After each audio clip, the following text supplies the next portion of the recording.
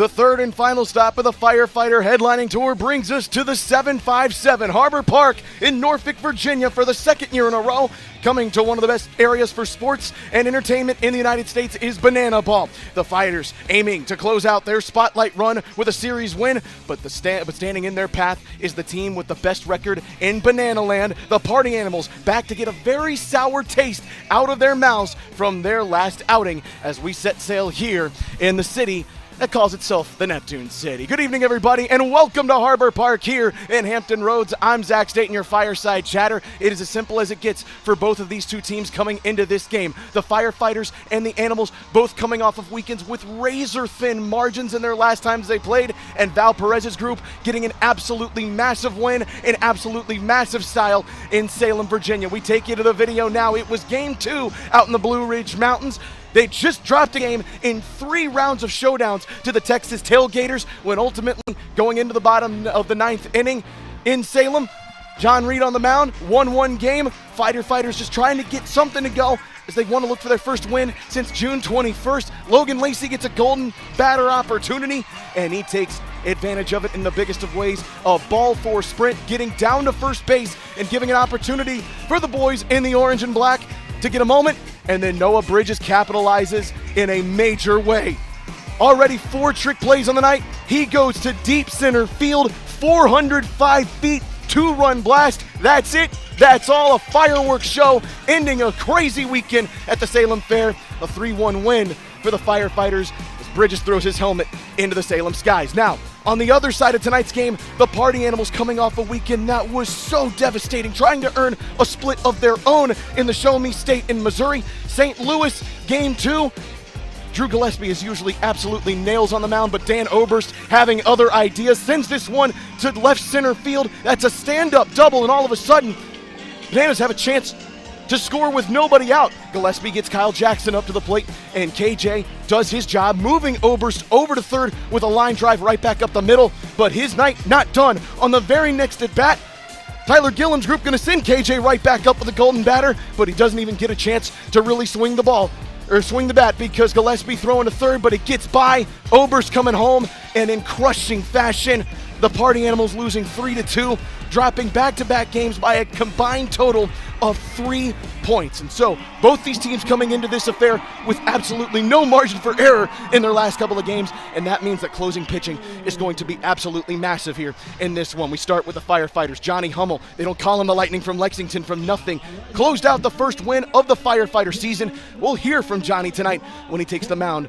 a little later. And Ben Dumm is the fastest pitcher in all of Banana Ball, 2 minutes and 43 seconds. That is the fastest time of any pitcher who has pitched 10 or more innings. On the other side, Brady Keiss and Drew Gillespie. We just talked about Gillespie. When he gets on the mound, he does not give up runs very much. 49 points earned when he comes in, 17 saves, 26 strikeouts. Brady Keiss, as solid as they come as well. 5 wins already in his appearances this year, 17 strikeouts. This is a matchup to watch out for tonight. Again, we'll hear from Johnny Hummel.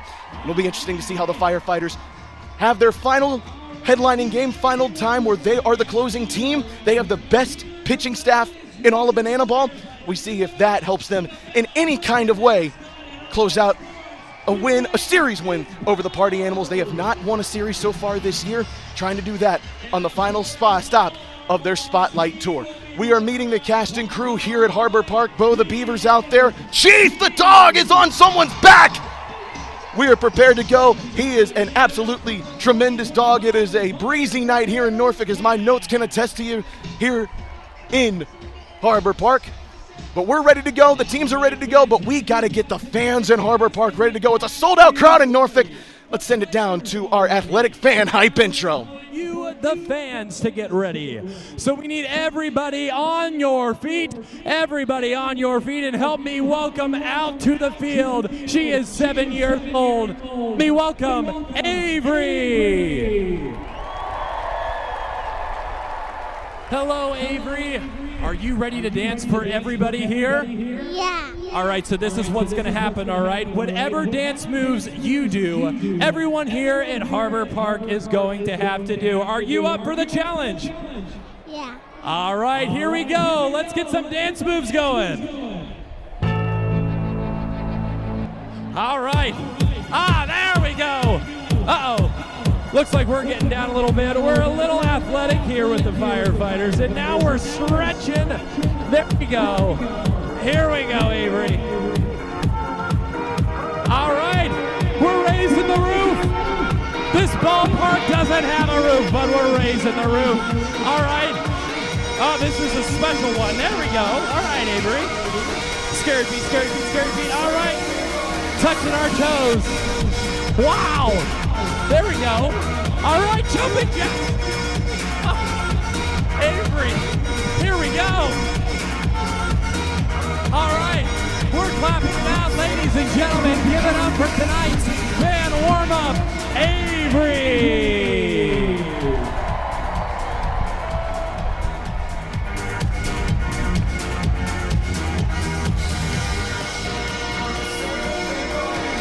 A tremendous job by Avery getting all the fans here at Harbor Park warmed up, and now it is time.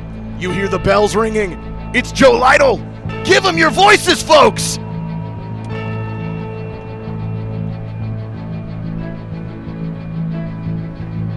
Ladies, gentlemen, boys and girls, and firefighter enthusiasts from around the world, tonight, you and thousands of your friends here live, and millions more still watching at home, have gathered here today to witness something beyond your wildest imaginations. From Timbuktu to Kalamazoo, from the Isle of Man to Tokyo, Japan, the firefighter maniacs come from across the globe to witness This is not baseball. This is the firehouse, where the hottest, hungriest, and most heroic players are forged. This is a game of the fans, by the fans, and for the fans. But this is not your granddad's pastime. This is not just another night at the ballpark. This game is baseball by birth, fruit by name, and an absolute worldwide phenomenon by the grace of God. Tonight is the time for all 12,000 people here in Norfolk, Virginia, to get on your feet and give me your voices.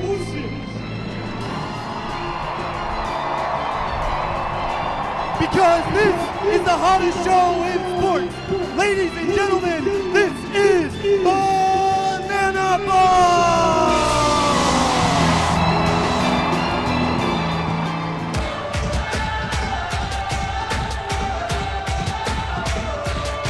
And now, the starting lineup for your firefighters. Leading off, ranging left field, number 19, South Tremble. Batting second, behind the plate, number 3, Dalton Cornett. In the 3-hole, manning the hot corner, number 11, Logan Showtime Lacey. The cleanup hitters, number 24, Dakota D-Max McFadden. In the 5-hole, the fiery from down under, number 15, Lance Spence. Batting 6, number 911, Joe Lytle.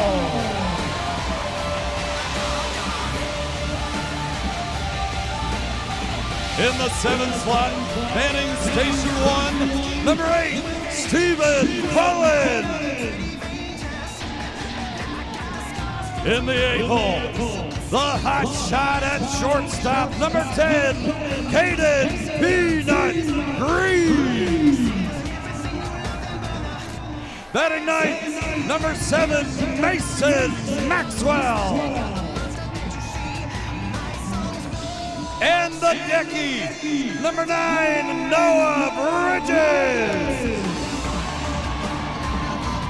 Tonight's starting pitcher, number 42, Bradford Webb. The firefighters are led by Battalion Chief Val Perez. Captain Corey Pye, and Lieutenant Drew Iniesta. We now know who is playing the game. Now let's find out how they played the game with Virtual Jesse.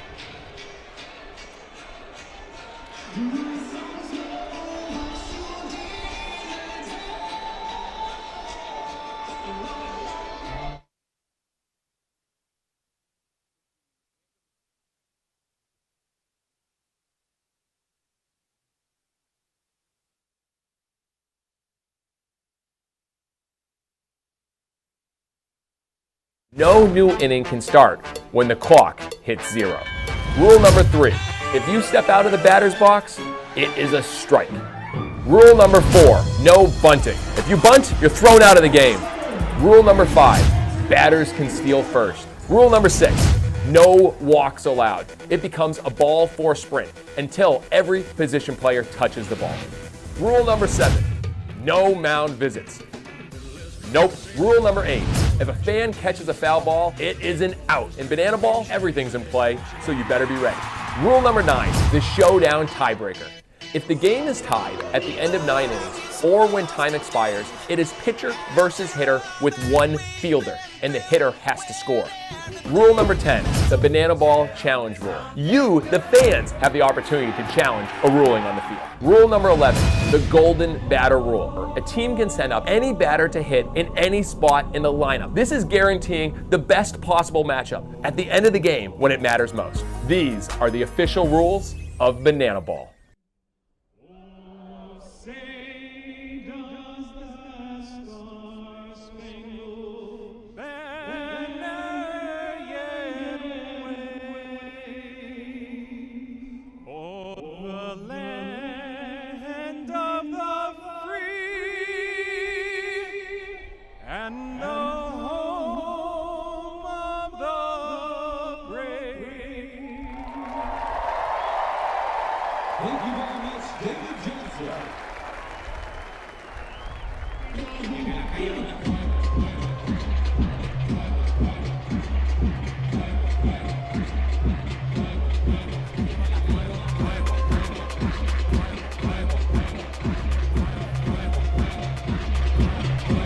We're going fuego and fuego here in Norfolk, Virginia. Just about set to get things going here in Banana Ball in the 7-5-7.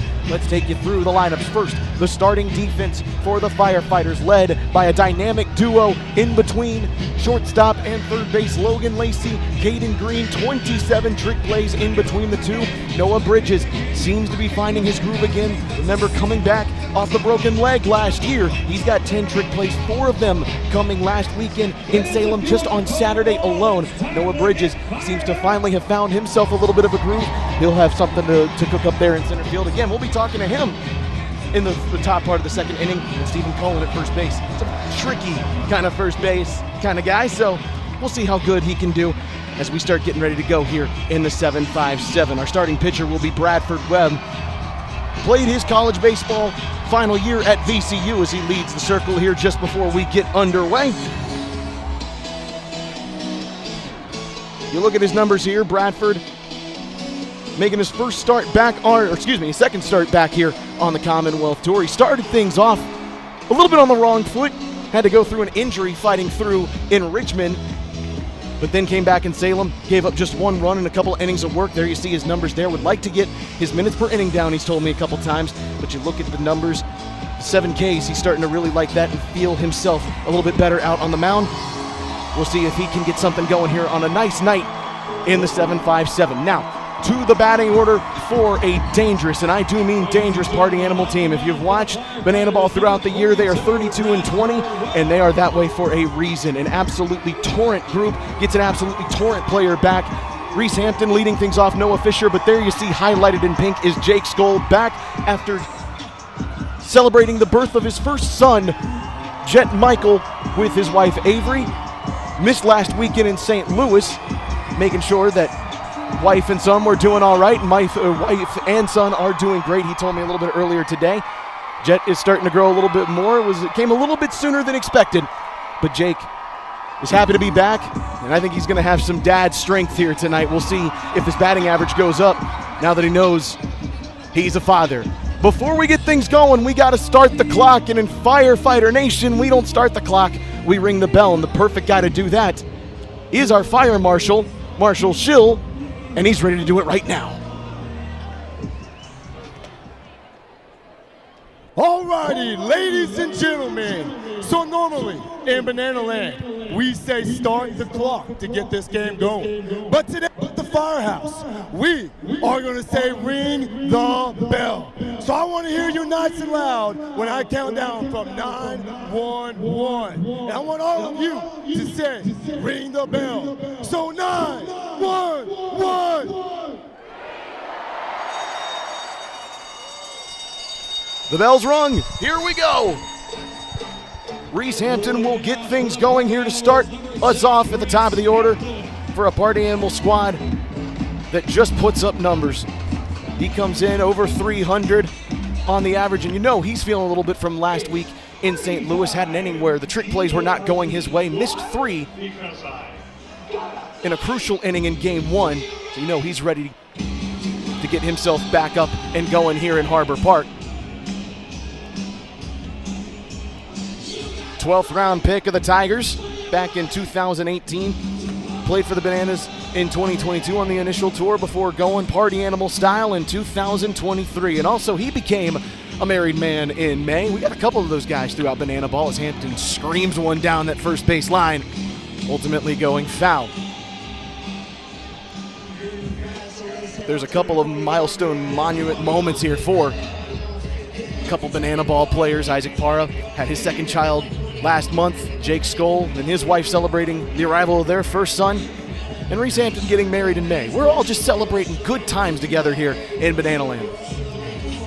Swing and a miss, and Bradford Webb is off to a good start. The salute on the mound as B. Webb gets on the board with the K, getting Reese Hampton to swing away.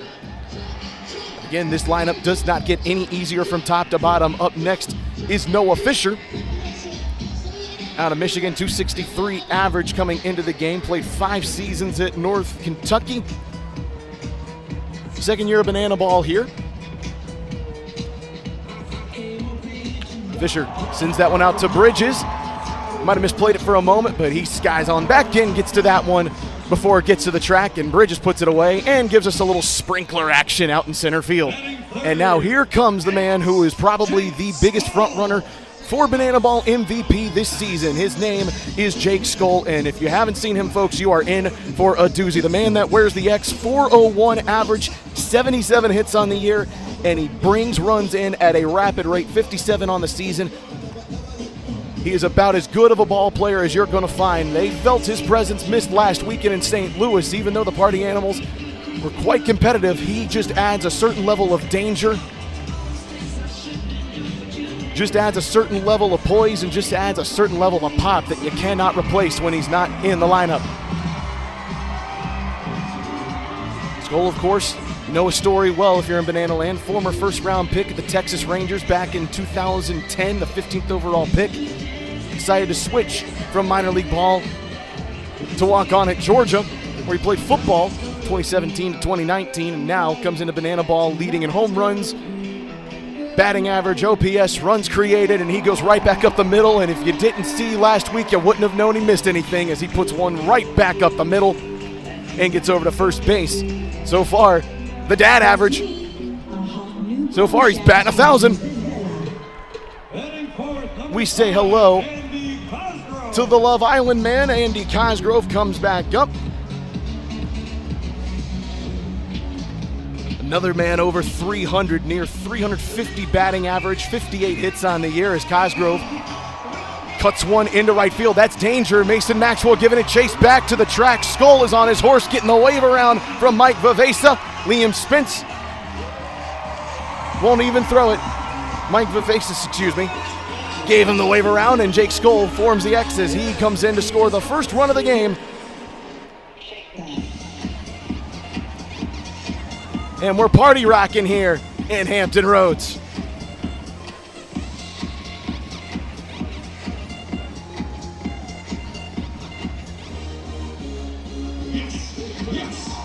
Cosgrove batting in his 53rd RBI this season. And if you look at his stats, if he wasn't on the same team as Jake Skoll, man, he would be looked at as one of the best hitters in all of banana ball as well. But this is why it gets so dangerous here when you face the animals. And up next is not much of an easier target here for Bradford Webb as Jason Swan comes up to the dish shove. College teammate of Javon Ray at Georgia Southern, batting over 290. With a runner on second, they can do some major damage. And again, that's the tough part about this party animal lineup. When they get rocking, boy, they get rocking. Caden Green, Peanut, straight up and down like 6 o'clock, going over to Stephen Cullen, and the side is retired with just one run of damage done against Bradford Webb off the bat of Andy Cosgrove. But Jake Skoll already making his presence felt as he goes to first base on his first batting appearance back from maternity leave. He comes on in. Now let's look at the defense here for the Party Animals. Bryson Bloomer at third base and Dustin Baber, at second base. These are two guys that can just fill up the trick plays. And again, they don't even have Chase Acuff back yet, who's still out with a broken shin at shortstop. He still leads banana ball in trick plays. But that's how dangerous this Party Animal lineup can be once you put him out on the field as well. Look to see if Reese Hampton can bounce back from a tough game one out in St. Louis where he missed a couple of trick plays out in center field. The starting pitcher is Garrett Delano. The cowboy hat, short shorts, taking the mound here tonight. He is 9 strikeouts away from getting himself to 50 on the season. You look at those numbers, 64 innings pitched. They trust him with a lot of work in the black and pink. Started his career with banana ball in 2022. Leads the league now in games started. And has a chance to make the 50 strikeout milestone here in the next little bit.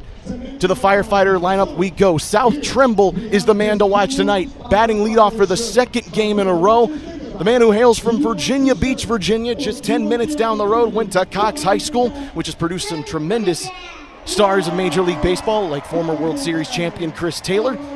In fact, his brother Fenwick Trimble is in the Marlins minor league organizations right now, trying to make his major league dreams come true. But South told me today he's seen about 30 to 40 people already who have ties to Cox High School who have been rooting for him to make this an excellent homecoming for him. So South Trimble comes up. Dalton Cornett and Logan Lacey have certainly some pop to them. Dalton Cornett leading the Firefighters in home runs this year.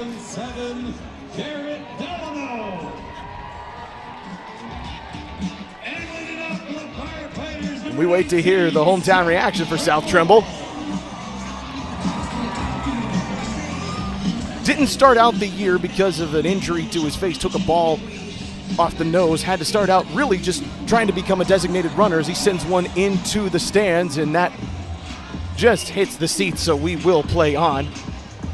The boy South Trimble already trying to get the hometown crowd to get him out with a fan-caught foul ball, and I do want to remind y'all, we are just 4 fan-caught foul balls away from breaking the World Tour record at 80 in significantly less games than we did last year. Maybe more to come on that in just a few minutes as Trimble fights that one away.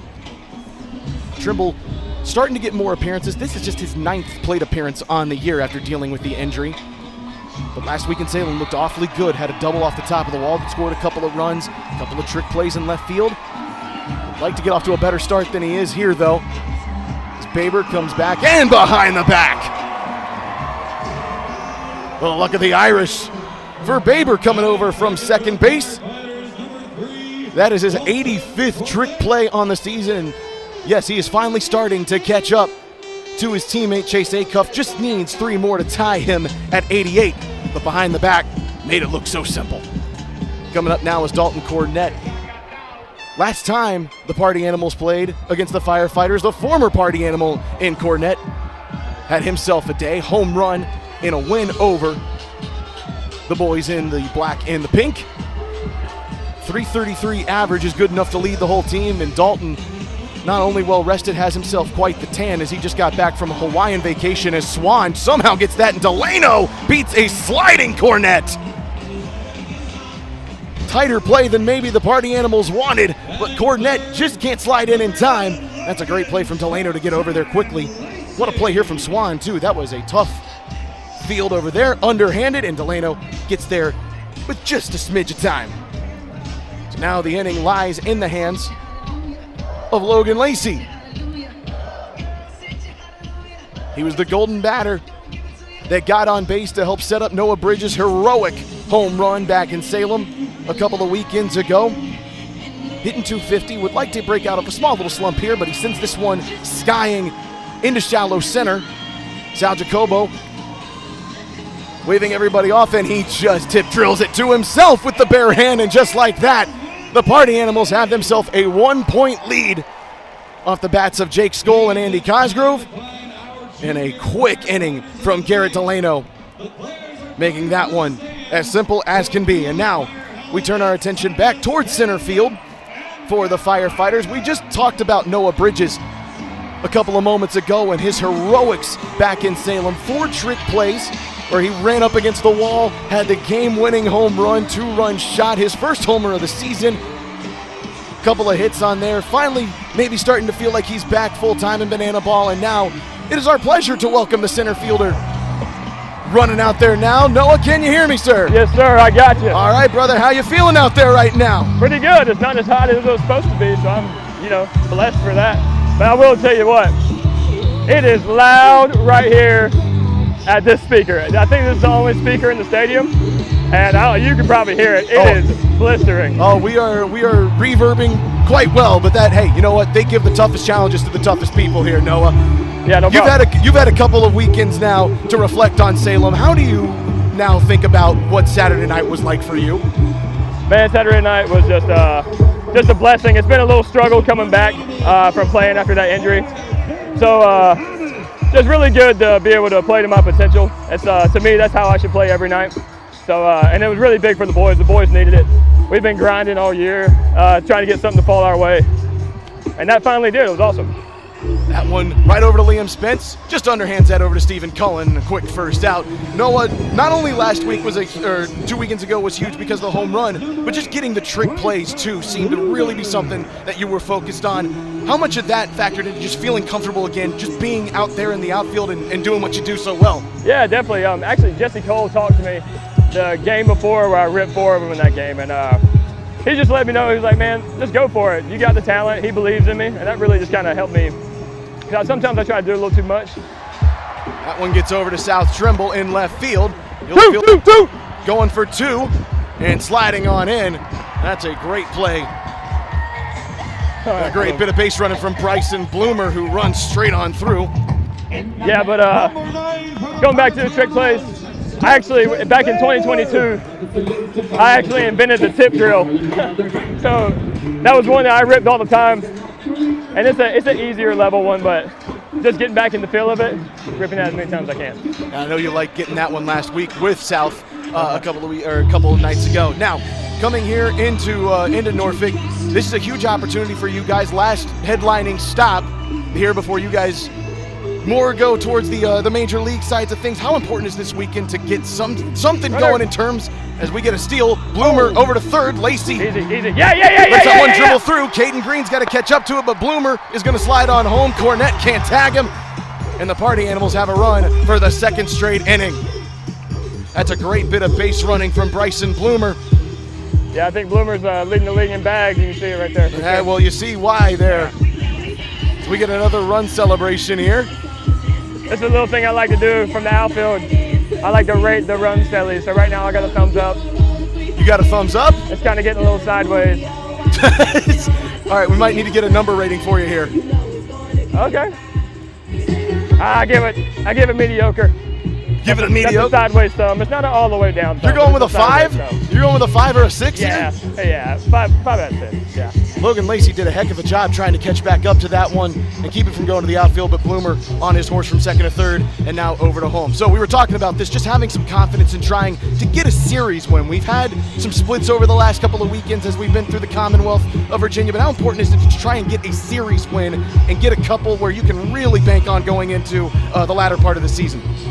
Yeah, definitely. I'm not exactly sure what you said, but I'm pretty sure we're That's all right. about man, they're really trying to crank it up there for you, aren't they? Dude, I mean, I think they knew I was coming out here with a mic and turning it up louder. Is Luke at least giving you good music out there? Like, yeah, do you feel entertained? Good. Pretty good. I'm having a good time. All right, we'll see if we can get some requests for you up here. Now, you wear your back plate says "Beware of Dog." Where does that come from? Oh, well, hold on. Oh, God.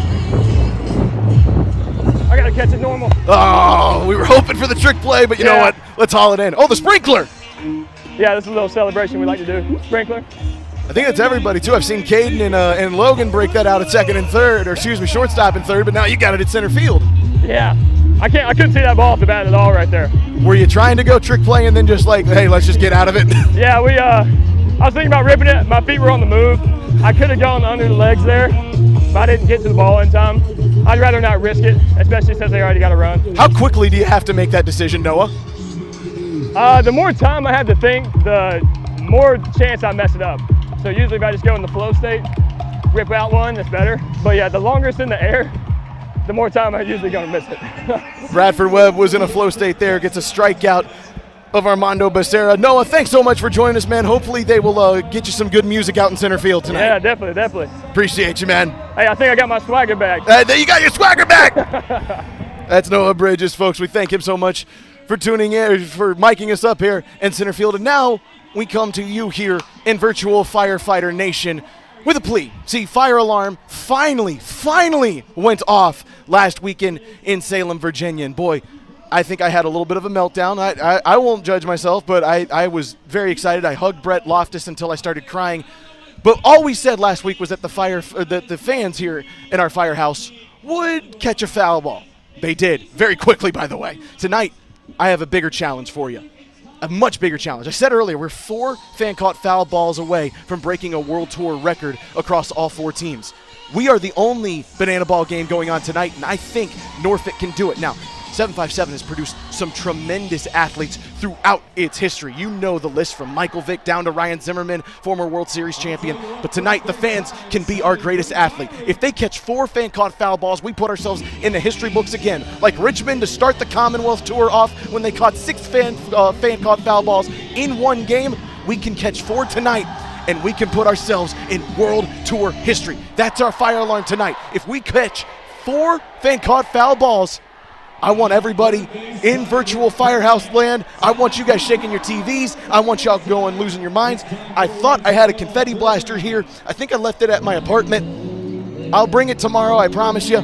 But we're going to go nuts. If we catch 4 foul balls tonight in Harbor Park, they're going to hear us all the way down in Savannah throughout that 7-hour drive.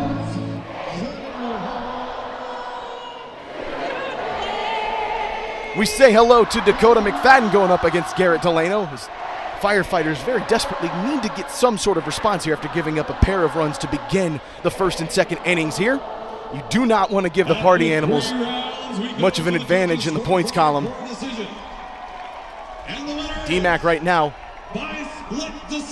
can be the guy that can get the ship steadied here a little bit. 275 is his average. Of course, the veteran presence here, along with Matt Wolf, and he sends a screamer out to center field. Reese Hampton chasing back, and Hampton just catches up to it. That's a great play from Reese Lightning in center field. D-Mac thought he had himself a double. Right off the bats, going crazy towards the Elizabeth River.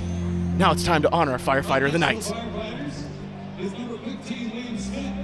Escorting him to the plate is our Firefighter of the Night, Battalion Chief Stacy Hines.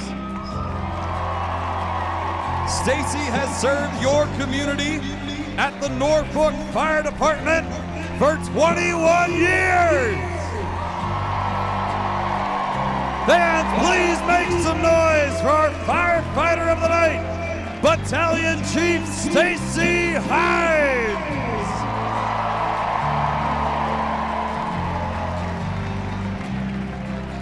So grateful to Battalion Chief Stacy Hines for everything she's done for this wonderful community in Norfolk. And we salute all of our firefighters across the 7 cities here in Hampton Roads and throughout our nation. Let's turn our attention now back to Garrett Delano, who has made quick work of the first 4 batters he's faced, and Liam Spence trying to break through. A little bit of a skid here as he sends one into shallow right field, and that will land for a base knock, and Liam Spence, the Aussie, is aboard. He's been trying to get through a tough little part of hitting here. He finally gets a knock to go, and he's excited over at first base. And hi, Joe Lytle with that beautiful mullet. Had himself the young professor monologue to start the game, and now We see if he can get himself onto the base pads and move Liam Spence into scoring position. The mullet shake plays on in the background. Lytle comes in batting 170. But he did have a couple of really crucial ball four steals last week in Salem, as that one will not reach the fans. It'll get beyond them and go into the parking lot. Right now you can see maybe in the background there's a little construction going around of Harbor Park. They're building casinos, they're building a hotel here as Lytle. That's a fast one, and that one will not get into the stands here at Harbor Park because there's netting all the way around. I believe this is the first park that we have gone to since we started the Firefighters headlining tour that has full-on netting across all of the baseline. So they're going to have to loft this one up a little bit here at Harbor Park. We'll say this is a very nice place to watch a baseball game or watch a banana ball game over the next couple of days, just overlooking the Elizabeth River. You're 20 minutes away from the beach as Lytle sends one screaming up towards us in the banners, but he'll stay alive.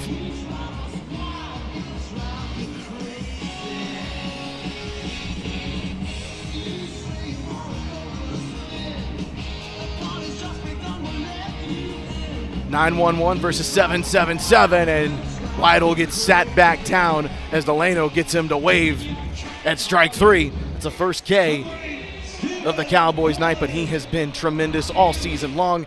Now has a chance to win a second point for the Party Animals as Stephen Cullen, who has also started to find his footing here over the last couple of weeks, and I really think he started to find his confidence once we went to Fenway Park. That was a lifelong dream for Stephen.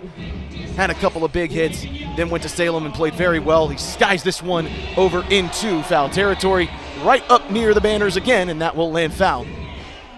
Stephen at one point was batting less than or just about 100 on his average. Then we went to Fenway, and now all of a sudden he has pushed himself back up above 200. You can really see he's starting to find the confidence again as that is thrown over and Liam Spence is tagged out. What a play from Delano. And that's how the inning ends. Caught him a little too far off the bag, and the Party Animals get a second point in this one. They lead it 2-0 very early on. Jason Swan with the tag, Delano with quick work. Just one base runner for the Firefighters thus far. Look at that, Spence saw it but just could not get back in time. Jason Swan do a little shimmy.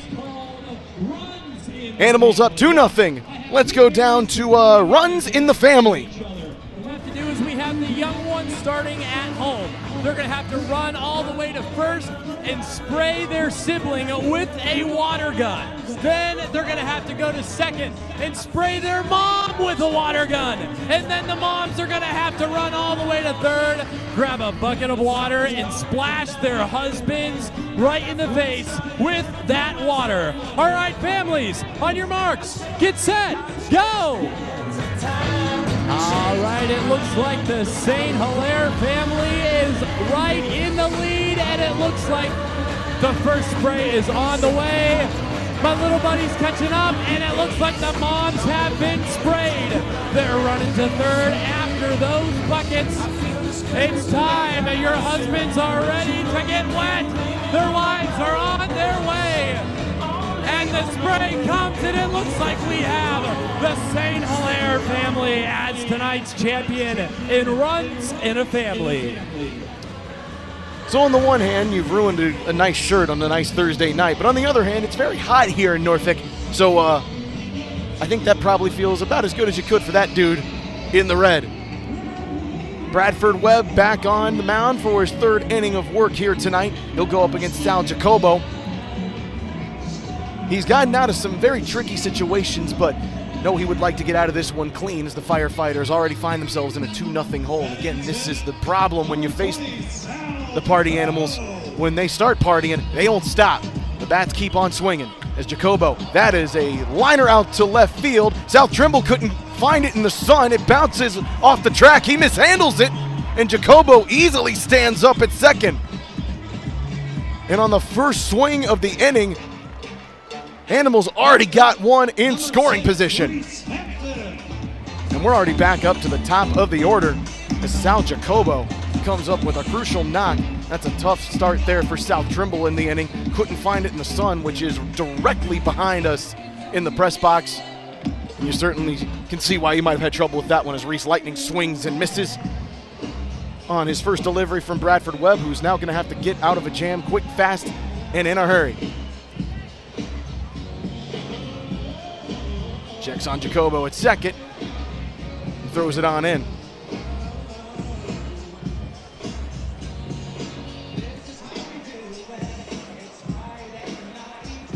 Hampton's got 43 runs batted in, and that kid is in Matt Wolf's barrel. Wolf is trying to protect him over there. I mean, look at this. He's singing In Sync. Disappearing into Matt Wolf's barrel. Is this not the dream or what?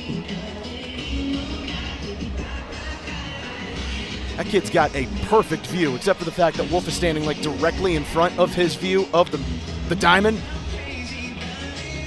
For a second, he might have had to dive back into the barrel because that one went back over to the Firefighters dugout, but he will be protected and saved another day.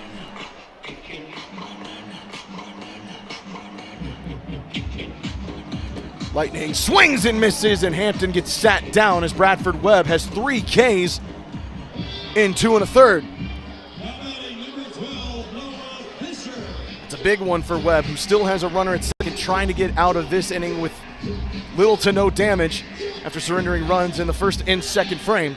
That's maybe been the one bugaboo throughout Webb's 2025, is there's been a couple of extra runs scored where you know he doesn't want to give up the damage, but he might give up some here. Jacobo will actually hold up at third as Maxwell plays that one nicely, and there are runners at the corner with the most dangerous man in banana ball coming up, Jake Skoll, who had a single in his first appearance back from paternity leave. Now goes up for his second opportunity, scored the first run of the game, scored the first point of the game in the first frame. Already back up here in the third inning. He skies this one up into the Norfolk skies. Can the fans get to it? They will not.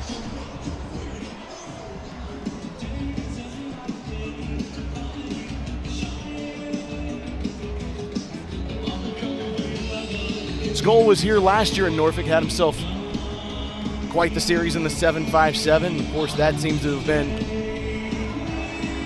a little bit of a sign to come here. Of course, a dangerous hitter throughout his baseball career, but has just turned it up another notch in 2025 as he skies that one into the press box, so we have no play on that. The 0-2. Swing and a miss, and Webb is just 1 out away from stranding a couple on the pads. That is a big one for Bradford Webb. As you see this, fooled him on the moving pitch. Skoll knew it too. 31st time he's been sat down on the K. And now Andy Cosgrove, who had the inning-winning double in the first frame, take his cracks trying to get another run across the board here.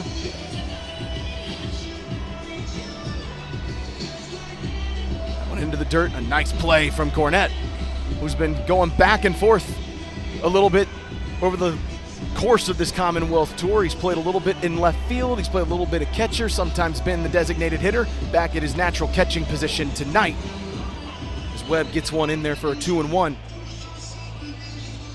Cosgrove can be very dangerous at all different times. 40.2 runs created. That certainly went up in the first inning, but he swings and nearly hits his butt on the miss. 2-2, and Bradford Webb can taste getting out of this one with no damage. Runner going. Caden Green diving. Can he get the out at first? Cohen off the bag, and he's safe, and that will bring home Sal Jacobo. It was a great effort from Peanut over at shortstop, but the throw just a little off. Cullen couldn't keep his foot stretched out, and for the third straight inning, the Animals have themselves a run. Noah Fisher made that awfully difficult too for Green. As we see the replay, because he stole second or was on his way to second, taking the force out away at second base. That forced Green to have to go across the diamond, and that gives the Party Animals another run here in Norfolk. Swan lofted up. That's going into the dugout. And the firefighter actually in the dugout tried to catch it. real-life firefighter couldn't get to it. Our firefighter of the night, actually, trying to say she caught it off the bounce. You have to catch it cleanly here in banana ball. Green. Oh, he dove out again, perhaps saving a run, as that was certainly going to South Trimble. The bases are loaded, but that's a huge play again from Caden Green.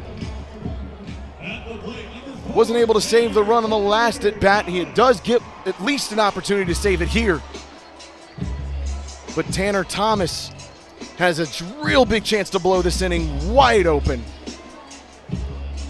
The former Virginia Tech standout coming back to the Commonwealth. Take his cuts. Tender grounded out in the second frame. But already back up here. Right back up the middle, and that might bring home two. Home is Fisher. Another run scores from Mark Smith, and that's a 2 RBI single for Tanner Thomas back here where he played his college baseball. A huge hit there. That makes it 3 runs here in the frame for the Party Animals, and the Firefighters are facing some deep trouble here. Could go down 3 points to none if they can't find some sort of response. As Thomas goes ahead and takes second away. There will be no force out. At second with runners now at second and third is Jason Swan. It's 90 feet away, right to Caden Green. That time there will not be a play to be made. Green makes the out, and the Firefighters are finally out of the jam. Here's Lexi Callahan with Bananas Foster. Lexi Callahan.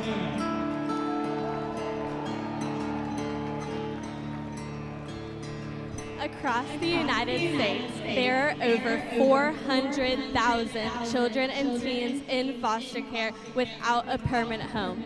To raise awareness and support this community, we created Bananas Foster, the official nonprofit of Banana Ball.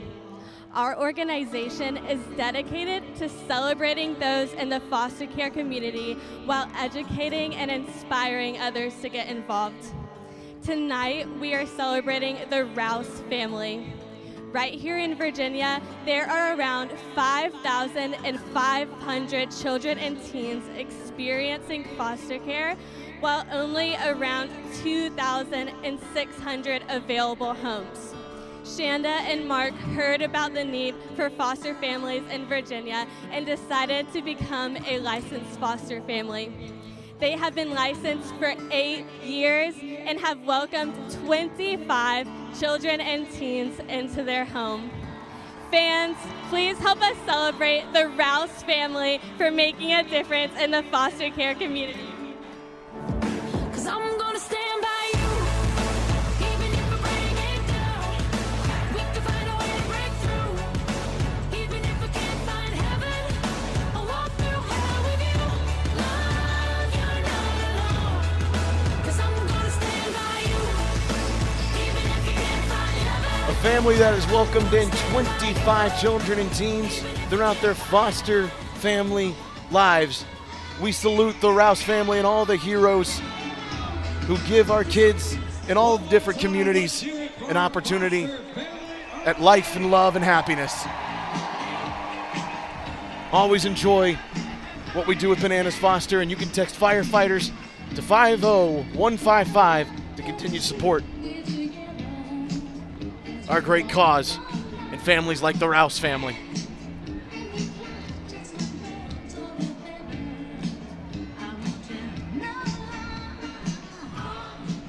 The Firefighters now doing whatever they can to get any sort of momentum going, even if they don't win the inning. But Garrett Delano has been absolutely shut out, lights out, tremendous here on the mound. He's faced 7 batters, but he's gotten 6 out, and the 7th batter is about to come back up, and Stephen Cullen. But he's got a strikeout and sat everybody else down with the exception of Liam Spence, and even that was avenged with a play over at first, tagging out the Aussie with Jason Swan. The Firefighters in danger of going down 3 points to none in 3 innings. Certainly not how Val Perez and company drew this thing up in their final headlining stand. They got work to do. We were talking about Cullen a little bit earlier and the confidence that he's starting to gain back up to a 200 batting average, but really found his confidence when we went to Fenway, accomplishing a dream. Hit 3 to 4 shots over the monster in batting practice, and that seemed to really kind of juice him up a little bit.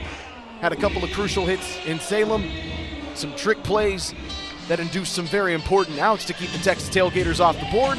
Now he could really give them a jolt with one swing of the bat. Using the torpedo bat, and he torpedoes that one into left field, and Cullen is aboard with a base knock. Ron Franklin is the designated runner tonight for the Firefighters, and he will jump aboard as Cullen very quietly now has started to get the average up, started to get his numbers up. Again, he's got pop. If Cullen starts finding his footing, look out. Caden Green up to the plate, first pitch swinging. Can he get a first pitch hit? That is a major catch from Jake Skull. Communication, not a problem there as Reese Hampton and Skull going for the same ball. But Skull calls it off at the last second, and the X-Man able to avoid a little danger there. Look at that, Hampton very nearly had to take a shoulder tackle from a man who walked on the football team at Georgia. I'm not exactly sure that's the kind of guy you want to take a hit off of, but he sacrificed himself there for the out, but Skull ultimately coming away with it. Now it's time for Mason Maxwell to get his chances at the plate. Got himself a hit, needed one in Salem last week to break out of a little slump. Now tonight, comes in, might see a little bit more flair for the dramatics from Mason a little later. First homer of the season for the Firefighters out in Anaheim, and boy, they could use a big base knock from the big man out of Lenore Ryan.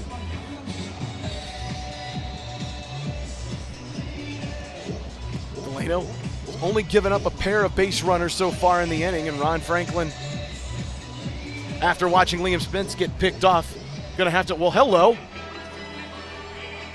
The Gangnam Style out here at Harbor Park, and he hit that thing beautifully. And is that another pickoff? Not at first, but they will get the pickle there. Franklin tagged out, and for the second inning in a row, the Firefighters base running is gonna cost them.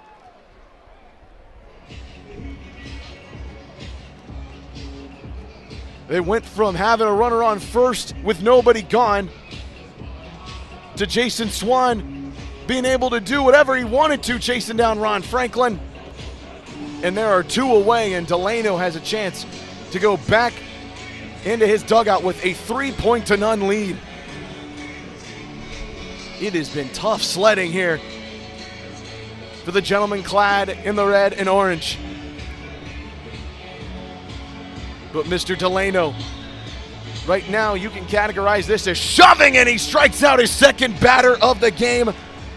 Ends the 3rd inning with a scream and a fist pump. And just like that, the party animals are up a trio of points. It's now time to say hello to Javon Ray and Caden Green, but well, I think they might be playing a little bit of a different role here down the first base line. Hello, fans here in Norfolk. We're all having a great time. Thursday nighter, got a 3-game set. And now, we never say never here in Banana Land. Here we go. Guess who? Jay Smith and JB. I got you, little bro. I can handle him. Hold up. I can handle him. Now he's bigger than me, taller than me, and he's older than me, and stronger than me, and his arms a little bit longer than me. But he ain't on a JB song with me. I be trying to chill, they be trying to side with a thrill. No pun intended, was raised by the power of will. Like Luke with the force, if push comes to shove. Like Kobe in the force, ice water, let us go. Try to be the best.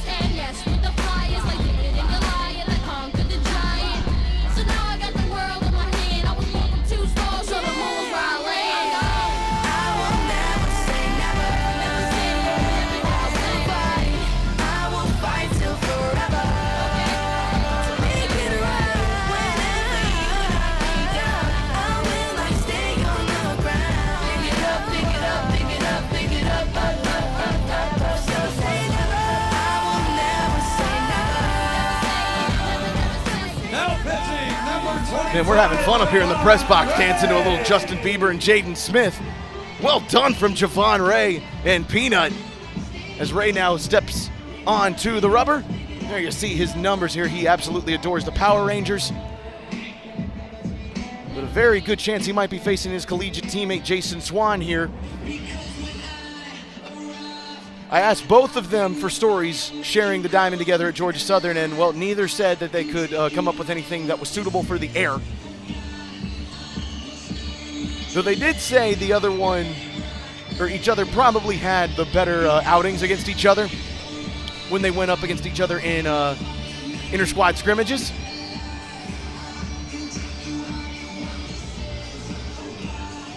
As the fans are having just a tremendous time here as we let it rock in the 7-5. By the way, they hit those the backflips very well too. I know we haven't seen Javon really break out a backflip so far this season, so it's nice to see he landed on his feet. And Peanut, well, he just flashes the trick plays at all times. It's a beautiful night here along the Elizabeth River. Wherever you're watching, hope you're having a great time. Here with us, we kick off a 3-game set between the Animals and the Fighters. We say hello to Dustin Baber, the Irishman. Man who is trying to take over the lead in trick plays for the Party Animals. Now steps up to potentially put himself on the base pads to get a 4th inning in a row with at least a run here for the Animals, who right now, if we were counting runs, would be leading this one blowout fashion. Right now they lead at 3-0 as Baber fouls that one over to Joel Zimmerman, the director of the show tonight, getting a barehanded stab over in the Firefighters dugout. I don't think he can hear me in the headset, otherwise he'd be losing his mind right now, but that was a great barehanded stab. May have saved Chief. At some point, I can't wait to see Chief, man. I cannot wait to see Chief as Baber into the seats and into the parking lot. Might be over in the Plaza merchandise stands by now. 4 innings, just a little over 3 innings in, I beg your pardon, and we have yet to have a fan called foul ball. Baber right back up the middle. Ray going to his opposite side, off the back foot, and he cut it over to Cullen. That's a tougher play than he made it look, but that is a tremendous stab, catch, turn, and throw from Javon Ray. Take a look at the replay here. High bouncer, running opposite way. That's a fadeaway jumper right there. Maybe the walk-up was what he needed because G. Ray looked very good there. Tough stab.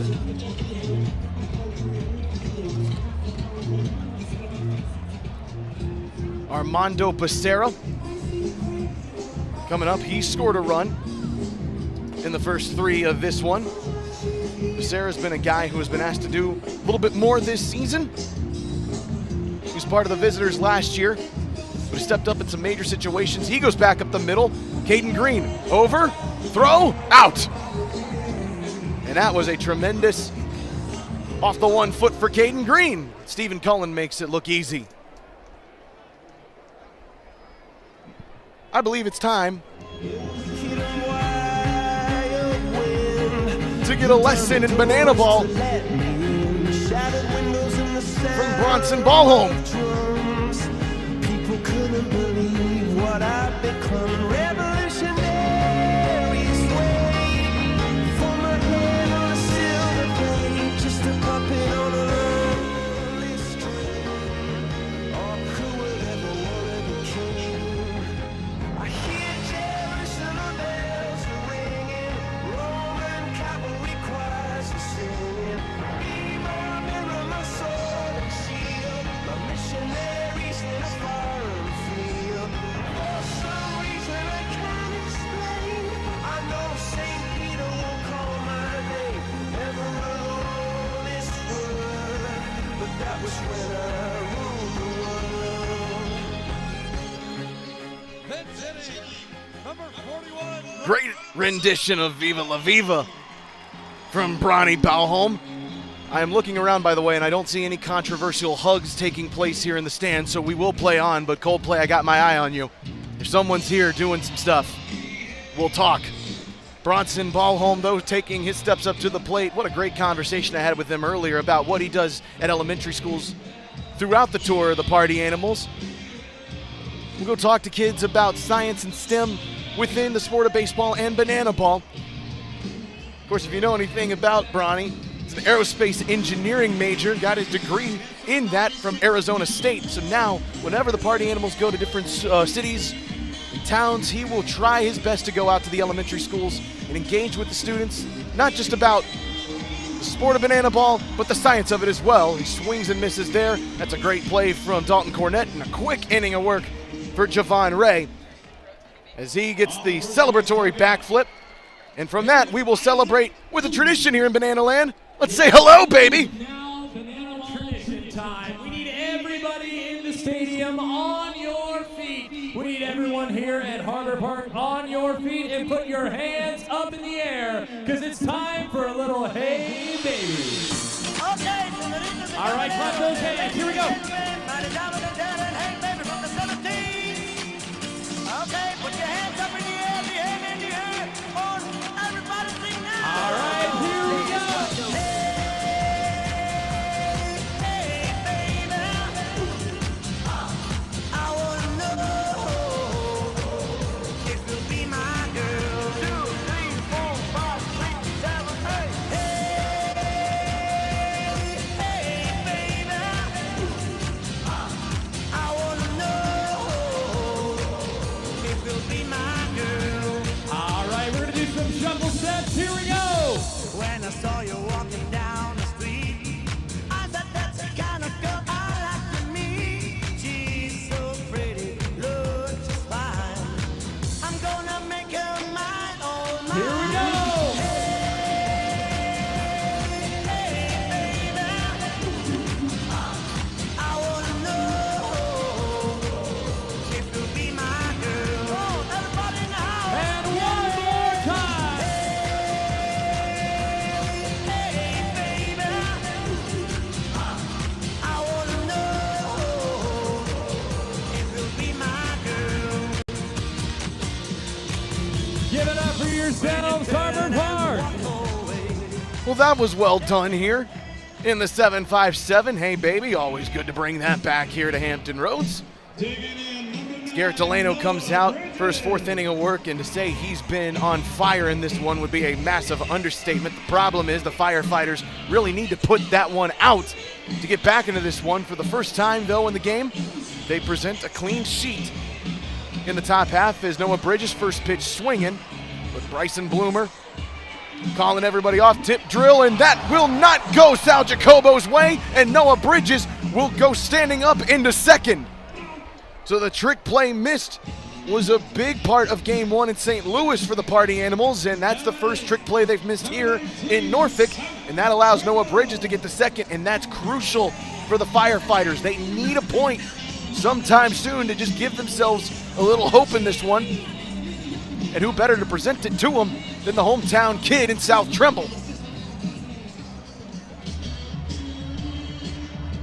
You read off the names that South watched throughout his time growing up in Virginia Beach, the hometown heroes he had, from Ryan Zimmerman to the Uptons, David Wright, Michael Kadire, all growing up here in Hampton Roads and more specifically towards Virginia Beach. He had quite the mentorship to get here. He sends one back over. Jacobo trying to go over to third, and that will not be in time. Threw it up against Noah Bridges, and now runners on the corners and nobody away. And the Firefighters are in some serious business here as Dalton Cornett steps up to the plate. All he needs is one swing of the bat. If he can get one out into the outfield deep enough, that could get Noah Bridges home, and that could send us into the 5th inning. But the Firefighters into at least a little bit of momentum. Is there anybody better for the job than the man who leads the team and runs batted in? 9 on the year for Dalton Cornett. And off a Hawaiian vacation, is he refreshed enough to get himself back into an inning-winning hitting column here. Slugging .537 this year, .905 OPS. And he speaks some tremendous Spanish if you haven't heard it, but don't put him on the spot. He said his anxiety will make sure that he does not speak Spanish. So just work it slightly into conversation if you see Dalton Cornett at a VIB or you're out in the plaza over the next couple of weekends watching us. Just work it into a slight conversation with Dalton.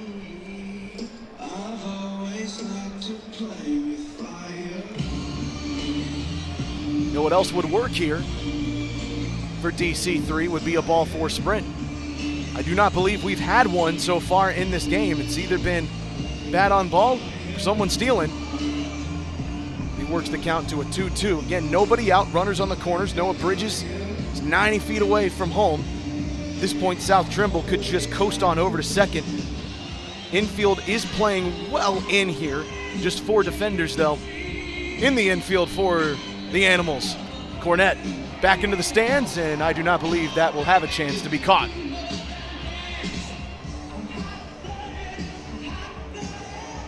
Up into the box suites. Cornett staying alive. Back into the stands, but that's going back into the parking lot again. So the fans being robbed here in Norfolk thus far. Not really a ton of chances to get bare hand on a banana ball or get their leather flash.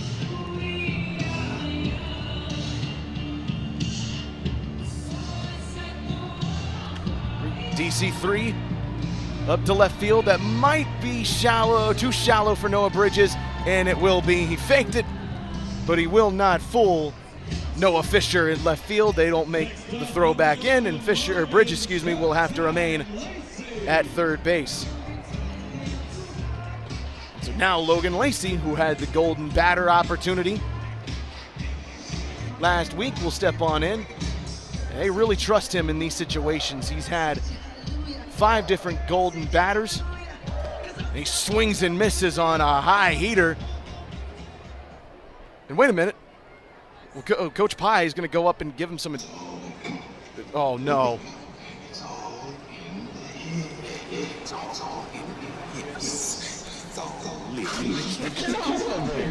Just ease the tension, baby. Just ease the tension. Ease it on someone else. All right, we'll see if that did ease the tension from Coach Pye. The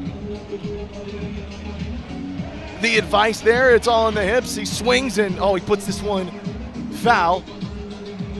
And you wouldn't blame Logan Lacey if he gets a little uncomfortable when the ball goes into the fans. He's been caught 5 times by the fans for outs this season, and that is, leading for the Firefighters. But that is going to be a deep one to center field. Hampton running up. Bridges going to try for the inning-winning run. Slides in, and he is safe. And Noah Bridges scores the inning-winning run, and the Firefighters get a much-needed point. And we're going bowling here in Hampton Roads.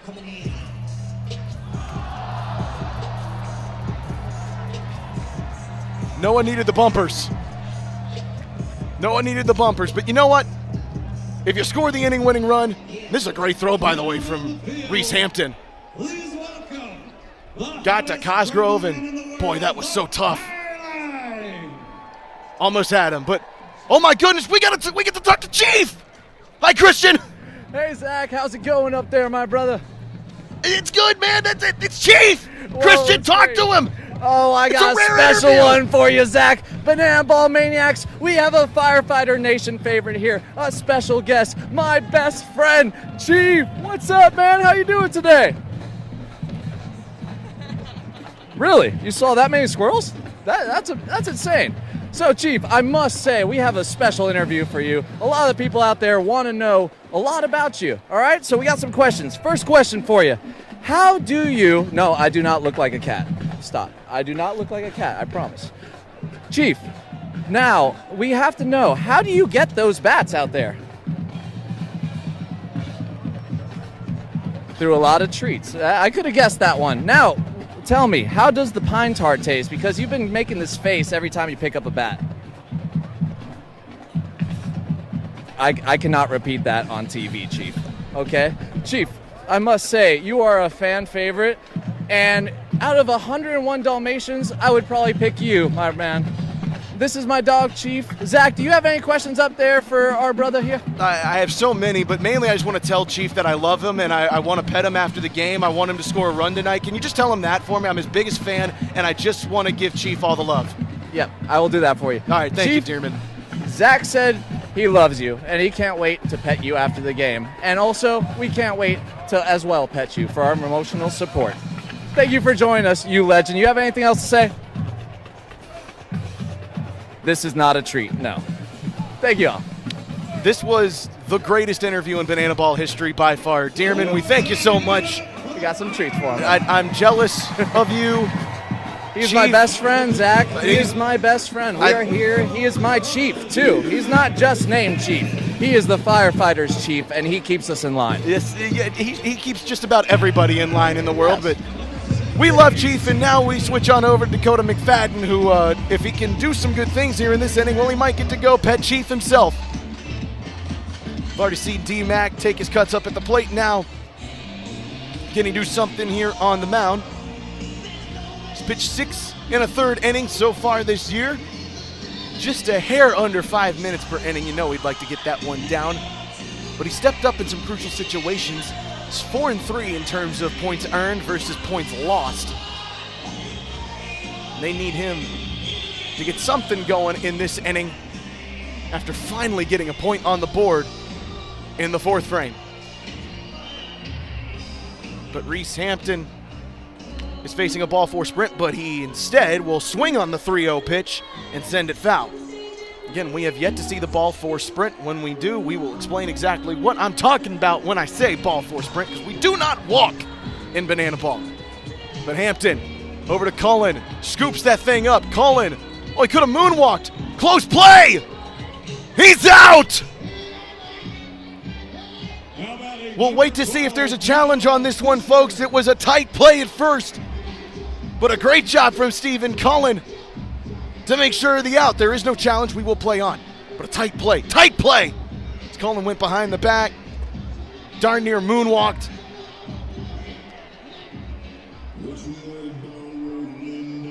We've seen the flare from Stephen Cullen over at first base a couple different times. As Noah Fisher over to Caden Green. Through the legs. Behind the back from Cullen. Oh, but they call him safe. They say he was off the bag.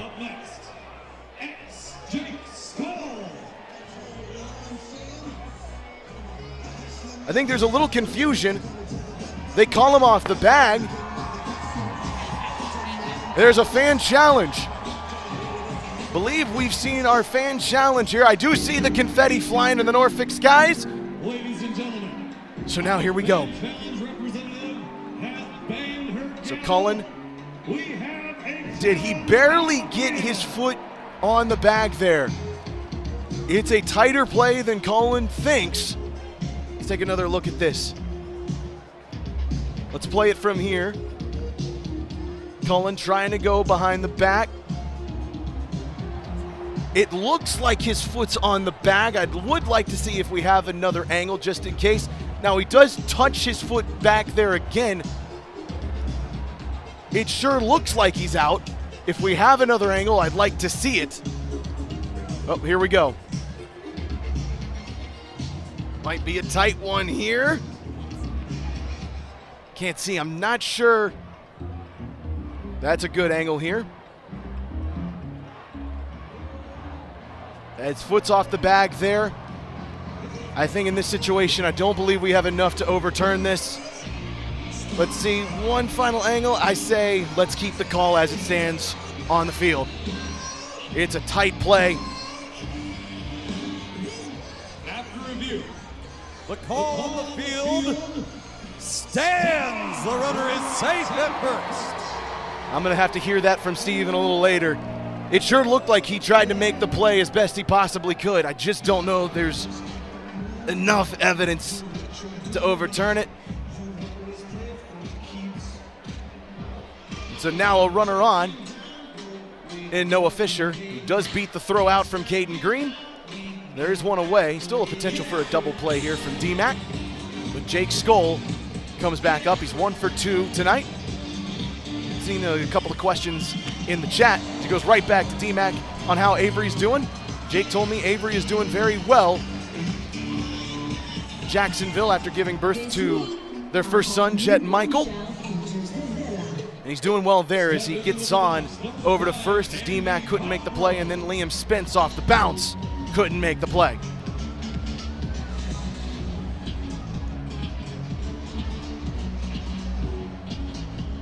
So now what does the Love Island man and Andy Cosgrove have to say about this with 2 on, 1 away? Party Animals held off the scoreboard in the 4th inning. I'm sure they're itching to get back on it here, and Cosgrove can be just the guy to do it. Had the inning-winning run in the first frame. Can he do it again here? He's got 53 RBIs on the season. Would love to make it 54 or even 55 if he can get one deep enough in this ballpark, which runs 400 feet deep to center. 375, 318 over in right field, 333 and 375 over in left field.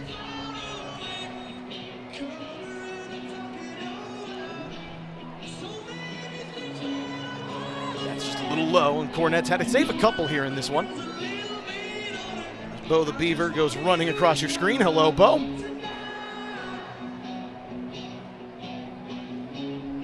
I think Bo's trying to give some advice here throughout this game. We might see him out here coaching a base or two in a little bit. Cosgrove, he plants that one into right field. That'll surely score a run. Is Skull quick enough to get around?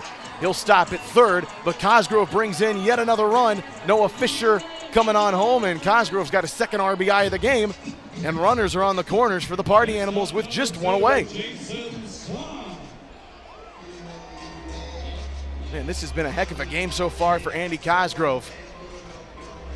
So far, just continues to torch the banana ball.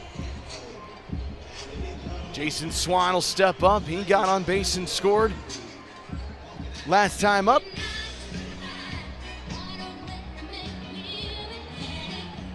What's he got to say against D-Mac? And well, he gets plunked.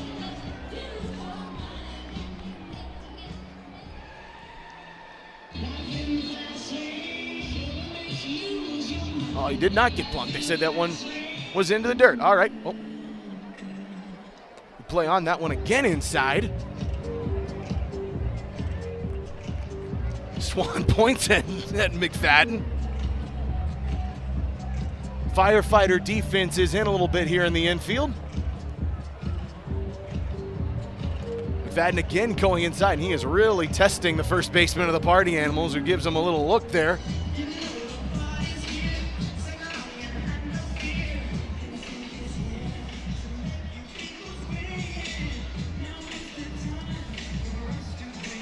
And D-Mac will work the count full, but again, this is it's crazy how much the momentum swings here in Banana Ball.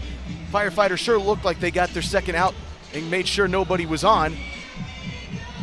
But just a little pull off the bag for Stephen Cullen. Now Party Animals go from facing 2 outs to having 1 on the board and runners at second and third, and can really blow this inning out of the water if Jason Swan can get one up and really hit well. Mark Smith is just having himself a ball at second base right now. I think he likes pina coladas, and that is a ball 4 sprint, the first time we've seen it. So now all 7 position players have got to touch the ball. Swan fell at first base, so he won't have a play at second, but all 7 fielders had to touch the ball before they could finally get Swan to stop. And that will score 2 runs. For the second time in 3 innings, the Animals have put up a trio of runs. It might not be done as young tender Thomas comes on up. Tanner Thomas. Nice second plate appearance for him. 1 for 2 in this one, but a 2 RBI single to really break open that 3rd inning. Former Hokie will stare at strike 2.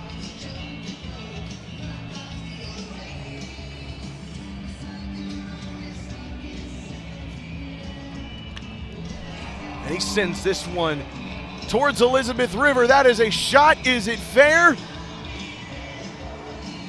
It is foul. Jason Swan and just about every Party Animal coach were waving the finger, signaling home run, but that one just leans foul.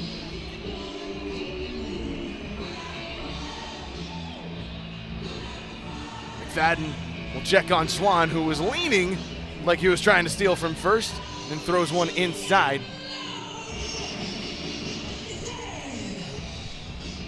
Again, if you're just joining us here, Party Animals put up 5 runs throughout the first 3 innings to take 3 straight points.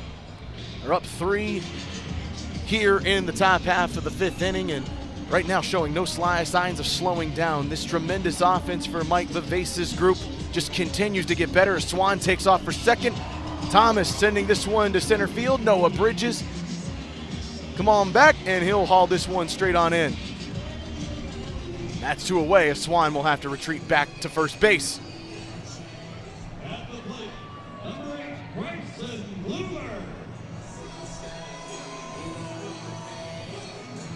Interesting here so far. Their trick plays have really not had a ton of effect on this one. Just 3 trick plays for the Party Animals and only 1 for the Firefighters. And we heard Noah Bridges when we were mic'd up with him a little earlier talking about the process of just trying to get through an inning.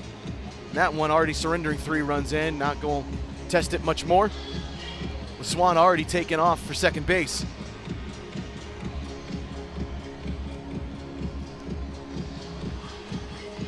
Bryson Bloomer coming up.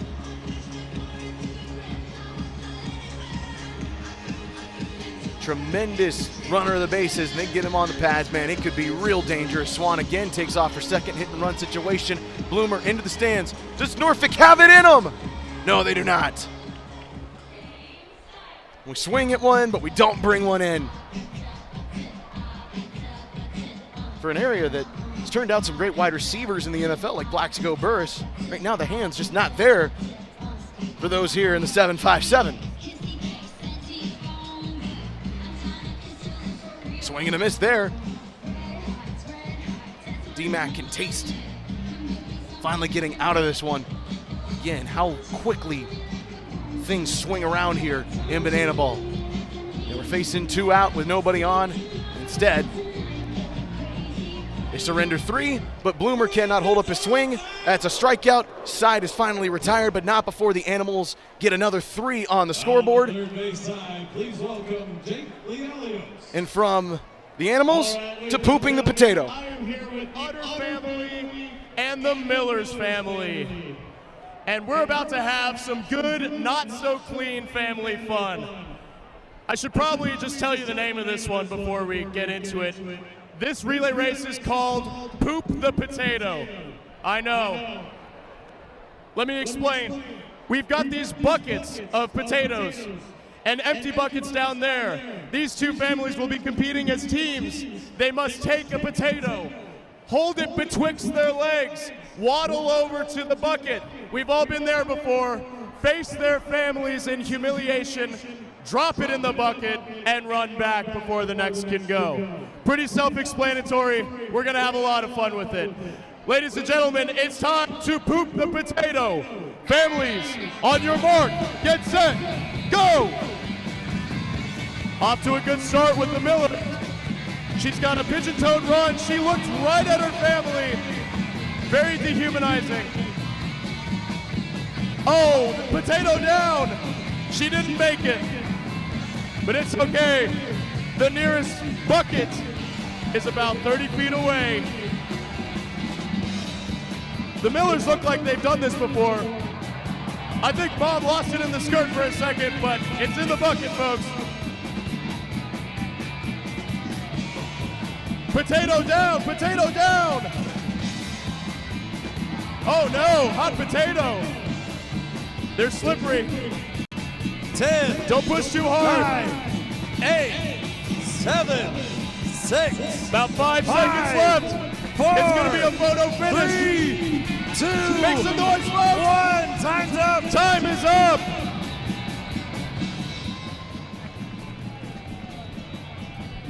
Ladies and gentlemen, it's a dead heat, a tie. Congratulate both the Millers and the Utters for pooping their potatoes. We won't be doing that one again, I'm sure. Well, it's good to see that these two families aren't too jammed up there as they drop some deuces and pooping the potato. We had a tie, by the way, so we did literally drop the deuce and two families winning here. Appreciate both of our families for coming out there and doing that for the crowd here at Harbor Park. D-Mac coming up to the plate as I think some fans here at Harbor Park are even wondering how they get involved with this. Mac right back up the middle. That's a screamer. Back to center field. Reese Hampton will catch up to it. But Dakota McFadden is on with a single. And that will give Liam Spence an opportunity to move him along.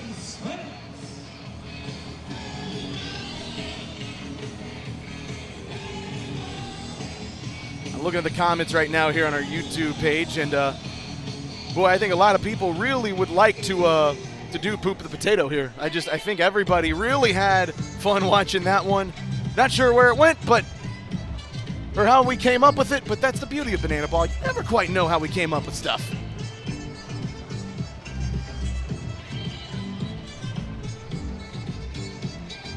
Spence will swing into the stands. We finally have one for the fans? No, we don't. Again, right now the fans just not able to get much going in the stands. Hello, Celtics fans 617.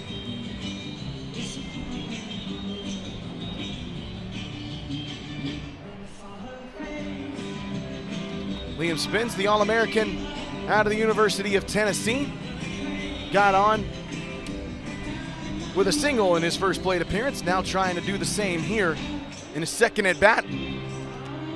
Back into the stands, upper deck. Did it get caught? No, it did not. Boy, that looked awfully close. The fans couldn't field it cleanly enough, and so we will play on.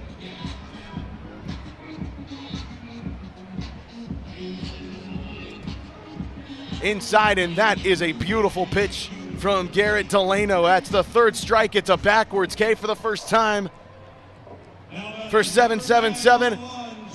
Liam Spence just has to tip the cap. That is quite close inside. But he'll have to go back to the dugout as Joe Lytle will swing away. Lytle skying it up.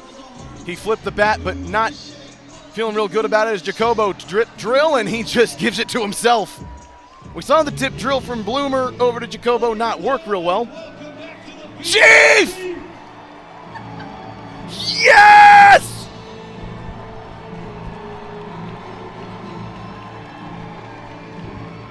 From the interview to the back! Woo!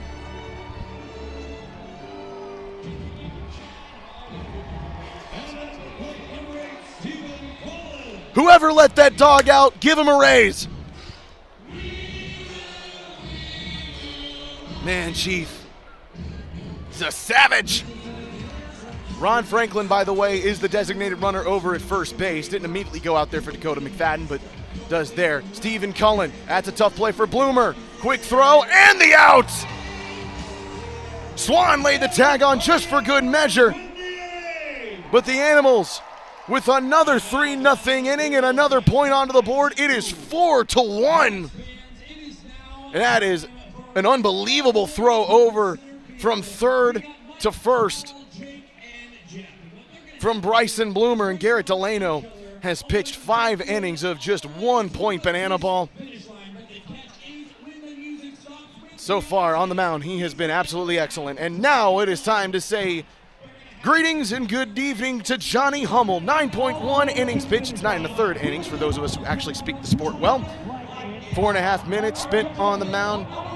9 strikeouts. And he's earned the name Johnny Lightning for a very good reason, folks.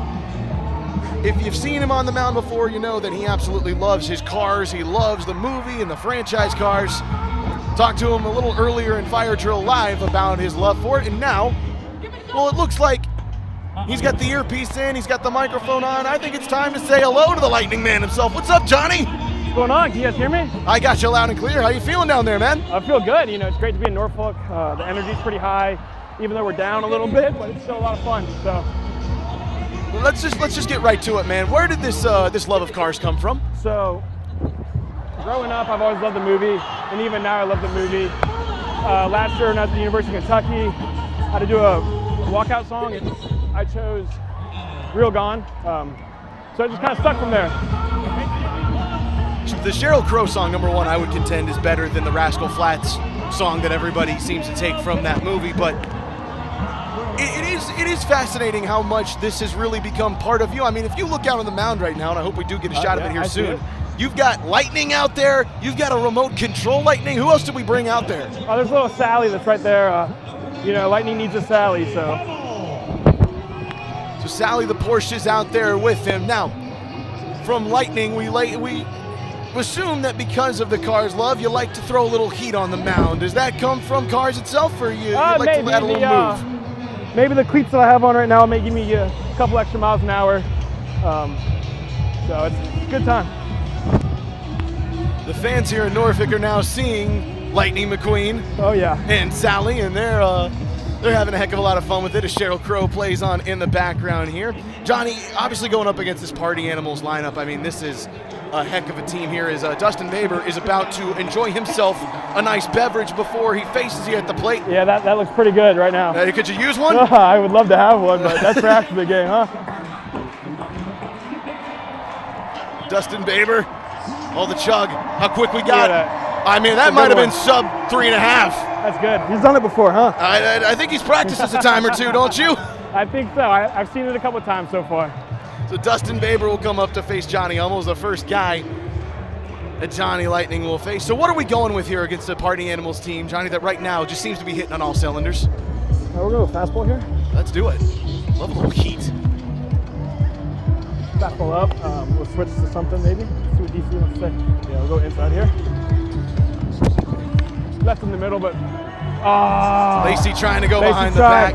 He's done that 1,000 times and gotten it, so. And Baber will get on into second, slide on through. And Baber's on to second base with a leadoff double. So now when you get a runner on here, Johnny, what's the approach as you start going up against a lineup that just, you don't seem to find many holes in this lineup, do you? Well, hello. No, this is my roommate, Mondo. No, you don't really see that many holes in the lineup. They're very tough, but a very fun team to pitch against. They always bring some competition, which is awesome. Gave him my fastball. I gave him the fastball. He wanted it. He chased it up. You were teammates with Becerra in college, and now Logan Lacey behind the back makes up for the first out by getting the first out behind the back. Yeah, I was teammates with him at Erskine College. I spent 5 years there before going to Kentucky. But yeah, we played like 2-3 years together. It's been great. Did you get Armando out a bunch of times when you were at Erskine? No, not too much. I think I only faced him one time. But he's a really good hitter. Love him to death. And by the way, folks, Johnny will admit if someone gets him or not. At some point, we have to talk about the Drew Yanesta situation. Oh, I was about to bring that one up. Oh, were you? Oh, Drew Yanesta got me in the inner squad. I've seen the video in Washington, D.C., and I mean, there was no, you couldn't hide from that one, could you? No, that was about my first year pitching, really. My curveball wasn't that good, but he's also a really good hitter. Someone's got to catch it, right? We haven't had one all night. We need a catch here. Oh, no. Did we get one? No, it was a little too far out. All right, here we go. So far, like, we've only had balls that have either gone to the parking lot or just in, like, really weird spots here. I thought the fans in Norfolk would have some good chances. Oh, yeah, they have some good chances, you know. Tough sky right now. But this is my bread and butter. I'm about to throw right here a little slider. All right, let's swing and miss. Let's pay attention, Banana Land. Oh, yeah! Told you I had it. Told you I had it. So I grab my car. And miss goes Sal Jacobo back to the mound. Let's take my car a little bit. Let's drive this sucker around. Hold on. Oh, here's Lightning. We get a burnout? Yeah, we do. Oh, yeah. All right, hopefully Cosgrove doesn't. Oh, no, Reese. Hopefully Reese doesn't hit the Lightning. You got Hampton up here now? How many outs do I have? 2? Nice. You got 2 outs. I'm going to go slider again. I feel good about that pitch. Oh! Hampton over to Cullen. That's foul. But so far, man, that's 2 straight pitches you've called where you just know you got it. Yeah, that was my bread and butter last year. I've been struggling with it this year, but finally found a new grip. That week off we had, I really found it. And first time throwing it, here comes the old curveball. I haven't thrown this one yet. We lean in and watch. Left it out. It's pretty good, though. Left it out. Got some good movement. Let's go back to it. I know what I did wrong. No. Yeah. Oh, that's so close. He caught it out of his mask. Oh, that was very tight. All right. All right, 2-1 here. He knows what's coming. It's an old fastball. Reese Hampton with Justin Baber at second, a little high. Now we face a ball four sprint or get an opportunity Let's try not to do that. to work it full. We haven't had many ball four sprints tonight, and Johnny's the man for it here to get out of this jam. He knows this is coming. Oh, he missed it. Popped it up. Uh-oh, high sky. Noah Bridges has it for racing me. over, and Bridges will haul it in, and Johnny Hummel leaves Dustin Baber stranded. Can we get a burnout from Lightning? Oh, yeah. Anytime. Let's do this. Let's get him. Yeah. Let's there he go. goes. Oh, he's a little stuck. Oh, no. Give him some. There he goes. Oh. Oh, burn rubber. Burn rubber, Lightning McQueen. Johnny, thank you so much, man. We'll see you in the top of the 7th. Yeah, that sounds good. Awesome to talk to Johnny Hummel, and now we salute all of our servicemen and women here in Norfolk.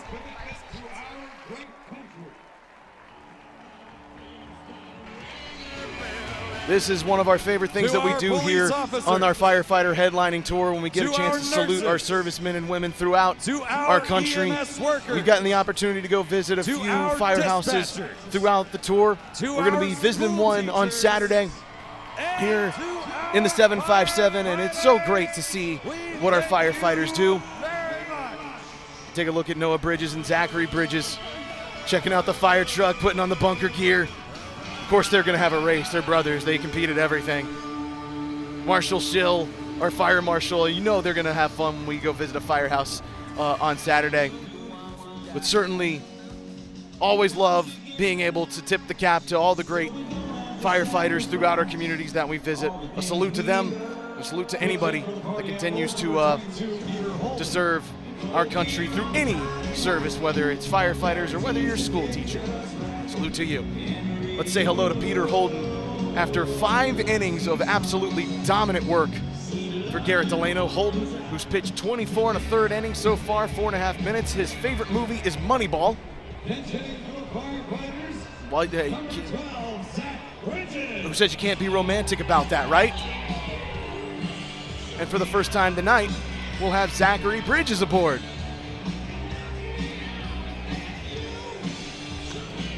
Holden's 4.5 minutes trying to get Bridges out, and this is quick work already as Hampton behind the back tossed it up and caught it with the bare hand just to flash how good he is. Man, Bridges put a charge into that one on his first swing. But Reese Lightning says, no thank you, and now, oh goodness, Mason Maxwell, what you got for us?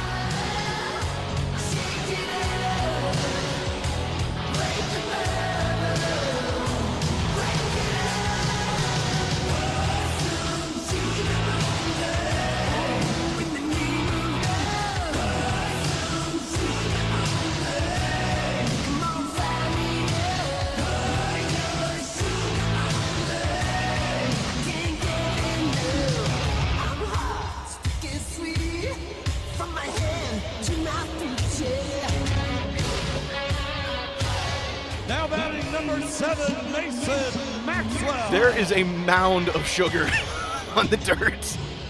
This is incredible. Pour some sugar on me, and immediately Mason Maxwell goes hunting, and for good reason. Last time he had one of these big old walk-ups was the Mulan walk-up in Anaheim, and the first ball he saw, he swung and sent it out to Los Angeles itself, but he will have to go take a seat after a tremendous rendition of Pour Some Sugar on Me there as Jason Swan gets him out, and well, that's a certain lovely little way to celebrate. But very quickly, after holding the party animals scoreless in the top half of the frame, Peter Holden has put the firefighters on the back foot with 2 out very fast.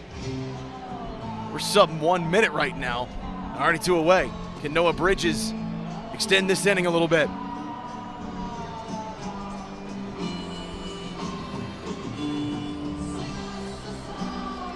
Bridges swings and misses.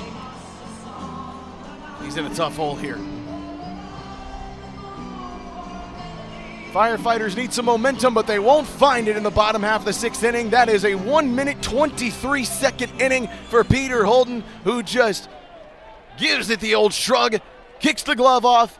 What a tremendous relief effort there for Holden right after Delano shoving. Holden comes right on in and sits down the Firefighters. It is now time for people with pillows to fight while blinded. With a twist. With the help of my calendar crew, Ronan, Aiden, Nathan, and Cooper are going to be blindfolded and spun around. On my call, they are going to swing for the fences at each other. And you, the fans, are going to decide who performed the best. Are you ready? All right, calendar crew, blindfold on.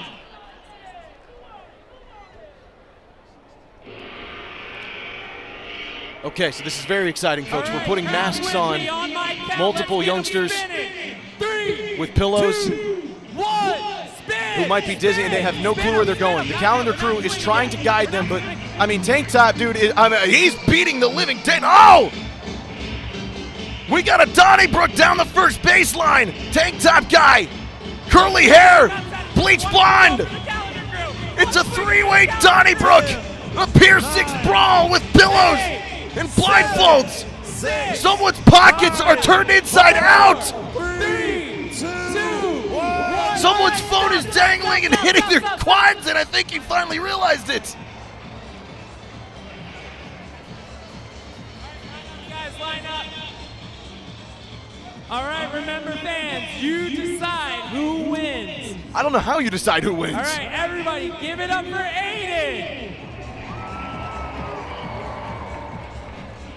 Give it up for Cooper. Give it up for Ronan. Give it up for Nathan. Ladies and gentlemen, give it up for Nathan, your winner. Man, look at Nathan. Took a few pillows to the face. I think Ronan might have had a little shiner on the top of his head. I think I saw maybe a little cut or scratch. The things you sacrifice to get on the field for Banana Ball, by the way. The great blinded pillow fight ends with Nathan winning. So congratulations to him. And I hope whoever's pockets were turned inside out can get that situation fixed, because he looked like he was in some deep trouble there. Cosgrove turns, that is a screamer out to left field, and that is going to land foul. And yet again, we still do not have a fan-caught foul ball. I beg your pardon, I said Cosgrove, it's Noah Fisher.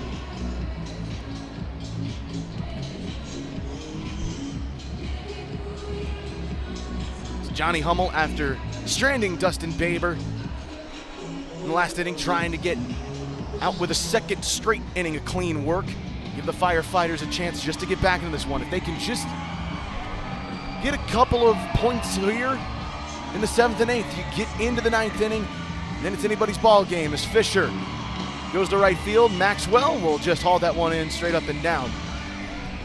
Again, so far the trick plays really have not been all that often for either team. We're up to 6 now for the Party Animals, but just 2 for the Firefighters. They are really just trying to stay in this one and not put themselves in too much of a disadvantage if one were to go awry, which we have seen one miss tonight, but that was on the Party Animal side. The sugar, by the way, is still there. Someone has made the comment. The sugar is still on the right side of the Ring of Fire. I mean, this is nuts.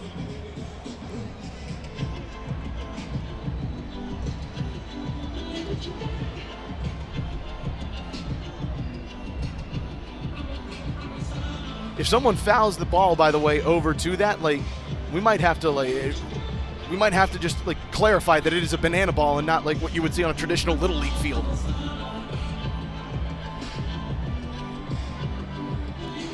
Jake Skoll coming on. He's been on the bags 2 times tonight in his return to action after he and his wife Avery gave birth to their son Jet Michael during the Lehigh Valley weekend, and he skies that one up. Mason Maxwell Catching up to it, has to run back in, has a little bit of trouble tracking it, but he brings it back down. Had to do a little more effort than he wanted to give on that one, but he will get the X-Man out. Skull will head back to the dugout. Now they go to Andy Cosgrove, who has been absolutely tremendous in this one. Couple of hits, couple of inning-winning hits in this one as well.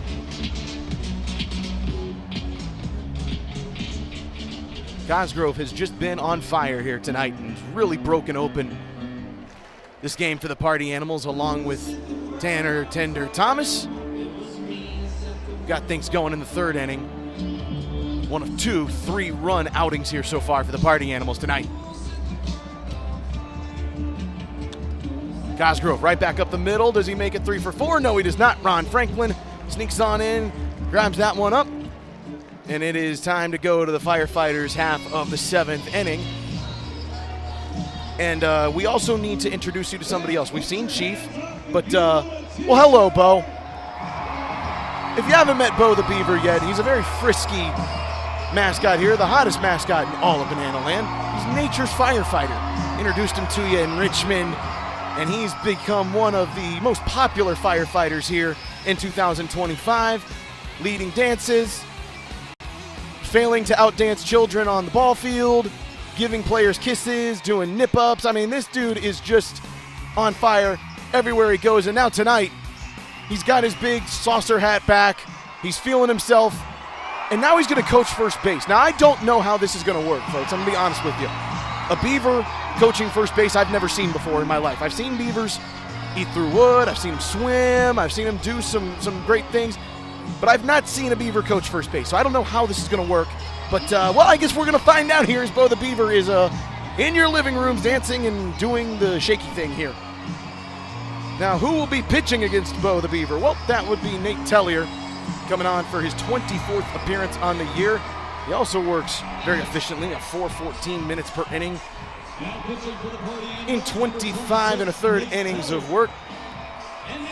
Pitched 30 games over 4 seasons at UMass Dartmouth, and he's famous for putting that hat on backwards. Ron Franklin will take his first cuts tonight after going in at center field. He's been the designated runner a couple of times here tonight. But he sends the first pitch he sees into center field. Reese Hampton will race on over, and Ron Franklin Jr. has himself an opportunity to get on around, and this is important now for the Firefighters. We have not seen them get a ton of base runners here tonight, but now with Franklin on, who can be a dangerous runner, very quick, very speedy, can Dalton Cornett find a way to get him into scoring position or perhaps bring him home? He goes first pitch swinging and first pitch missing.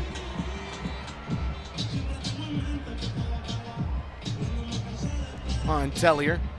Someone's right here, by the way. Beavers build dams. How did I miss that one? How did I miss that Beavers build dams? Well, oh, what you got for us, Nate Tellier?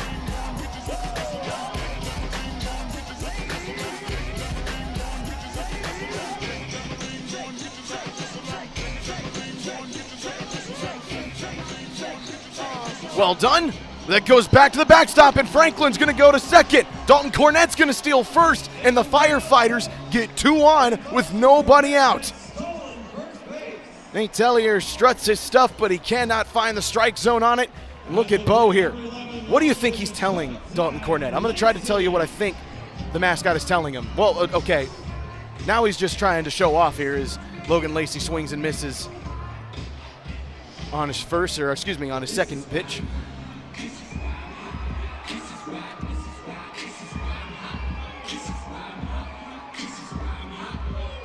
A huge chance here for the Firefighters. Need points, and with a clean inning given up in the top half of the frame with 2 on here and nobody away, Logan Lacey just needs to bring around 1. But Lacey swings, misses, and that is a strikeout. And Showtime will have to go take a seat, as Dakota McFadden is the next one trying to come on up and bring around Ron Franklin Jr. This is great bounce back work from Tellier, by the way, after putting Cornett on via wild pitch and a steal of first base. To come right on back and strike out the next batter, that's huge, and now a double play is in effect if D-Mac can't get it out of the infield.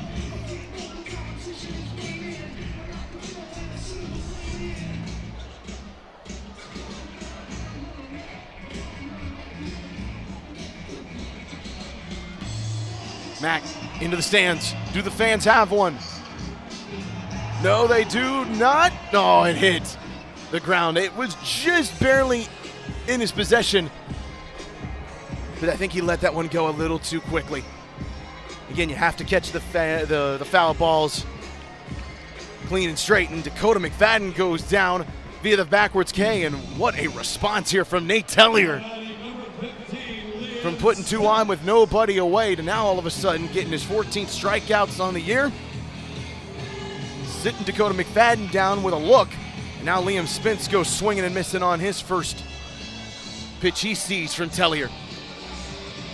The Massachusetts native can really put a stranglehold on this one. The Firefighters need to take advantage of these situations.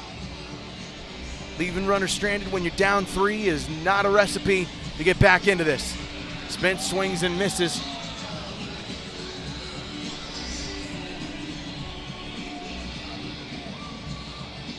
Tellier delivers. That one hits the ground. Franklin and Cornett, or excuse me, that is South Trimble over at first. They will stay where they are.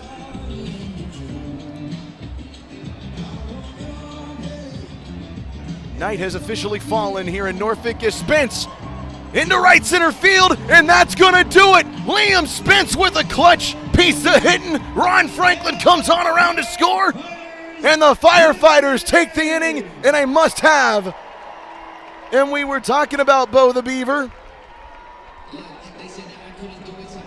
Let's see him here.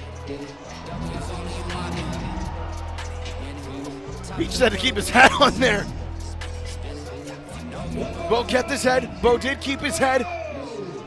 Thought for a second he might have twisted his ankle there, but he did not. Bo the Beaver is all good. And the Firefighters have their second point of the game. They're down 4-2, and if that doesn't tell you what we're all about here in Firefighter country, well, this will here. Look at this scene in Norfolk, and we've got 2 more days of this starting tomorrow, 7 o'clock here on the Firefighters YouTube page. Second night of a 3-game set here in the 757.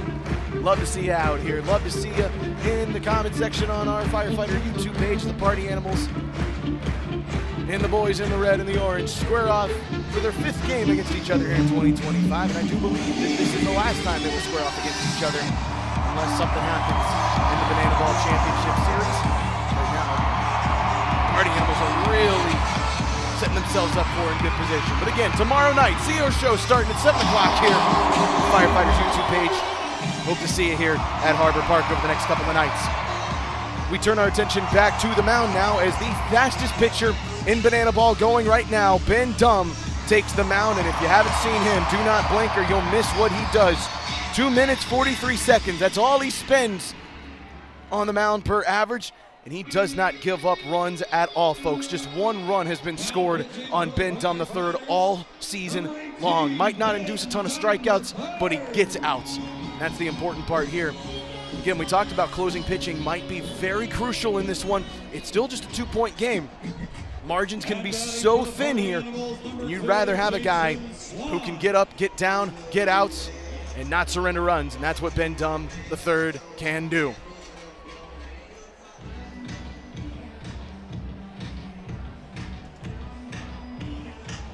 Line on over to our low first camera person, and tell you what, she didn't even flinch. Well done. She even tried to make a barehanded stab at that thing. We'll see if Ben launches a trick pitch here at some point. He did the handstand pitch in Nationals Park in Washington, D.C. as that one went foul. Nobody caught it up in the top half of the stands. I tell you what, I do think that the fire alarm is, we might not be pulling it tonight. Well, Swan up into the stands, no catch. The fans are now starting to get more and more opportunities tonight to get something done here, and they're just not able to get one quite right. Remember I said the fire alarm, they were going to catch 4 foul balls and we were going to break the Banana Ball World Tour record. We still got time. Still got time, but time is certainly fading. As Jason Swan does not fade away, he continues to keep coming back and fighting in this at-bat. Swan, oh man, that was a good take there. Holds back. Check swing is checked. The man who hit a home run off of Roger Clemens in his banana ball career has a chance to get on via ball 4 sprint, but that one is lined into shallow right. Mason Maxwell will catch on up to it, but a rare hit against Ben Dumb this season. That's a big one for Jason Swan, who was aboard.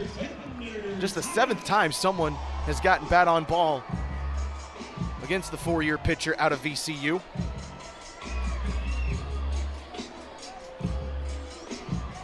Tanner Thomas will now step up. He's had a couple of really big plate appearances, none bigger than the 2-run RBI he had in 3rd. That really separated this game on out with a 3-point advantage for the Party Animals, one that they've clung on to for quite some time until the last half inning. Tender again from Virginia Tech. Skies this one up. Ben Dumb underneath it. He'll call it off, and Dumb will just make the play. And you can see the sigh of relief there. He and DC3 had a little miscommunication. You can see he might have had a heart attack there for just a moment, but is able to corral it on home, and that mustache will get a smile underneath it for right now.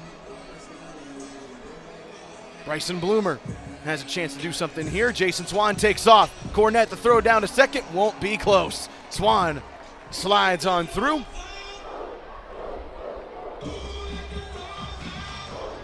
Let's take a look here at the replay. Cornette got it off pretty cleanly, but Swan just had a great jump over at first base. There's not much you can do there.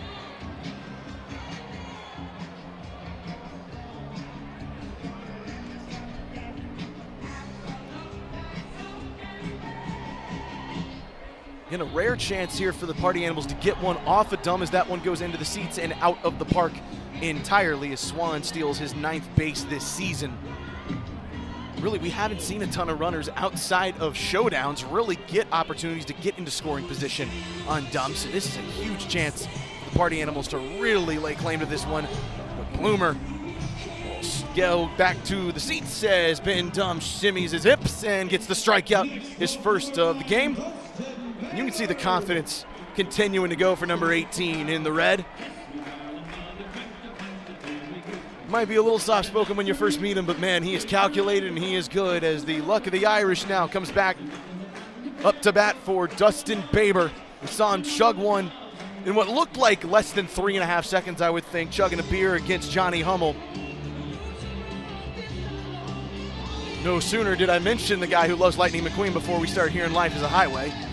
Serendipity is what we call that at strike 2, and Jason Swan's at second. He wants a chance to get on around, but that guy on the bump just does not let people score.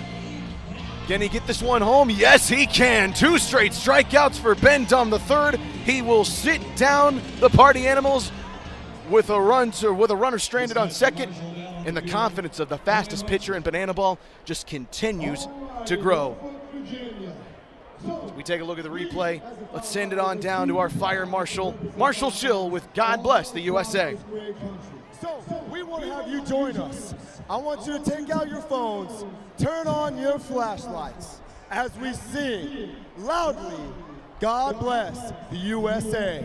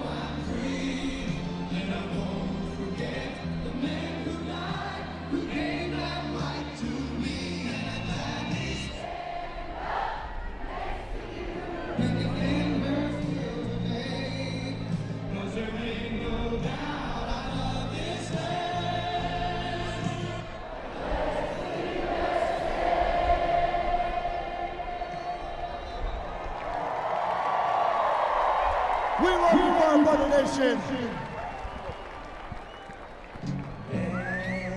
Great rendition of God Bless the USA from the good folks here in the 757. As we go into the latter half of this one, and we told you about the guys who might be closing things down, it is now time that we take a peek at Brady Keis's stats. And man, you want to talk about consistency. Goes no further than the man out of Milwaukee, Wisconsin. He's made appearances in 30 games, 27 and 2/3 innings, 4 minutes on average, and he's given up a few hits. But when push comes to shove, Brady Keis has just been able to find ways to earn points. He's 28 and 16 in the points earned versus lost this year. He's gotten one fan caught foul ball. Now they need him to step on up here in the 8th inning as Joe Lytle comes up with that mullet shake. The Firefighters can get a run here, score the point, make it 4-3. This becomes real interesting with Ben Dumm looking again like he usually does in the top half of the 8th. If the Firefighters can just get something here, maybe there's a way for Val Perez's group to get back into it. They might need to get one here to really make something of it, because they have not needed to score more than a point in each of the innings they've won. That'll again a couple of really crucial ball force sprints in Salem to help the Firefighters get a win in game 2.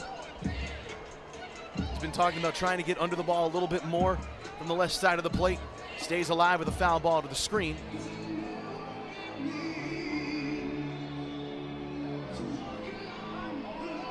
Former party animal now trying to do something against his former team. The count has gone full. Just talked about the ball force sprints. Can he get one here? Not yet. That will be foul. Jason Swan just put one barely over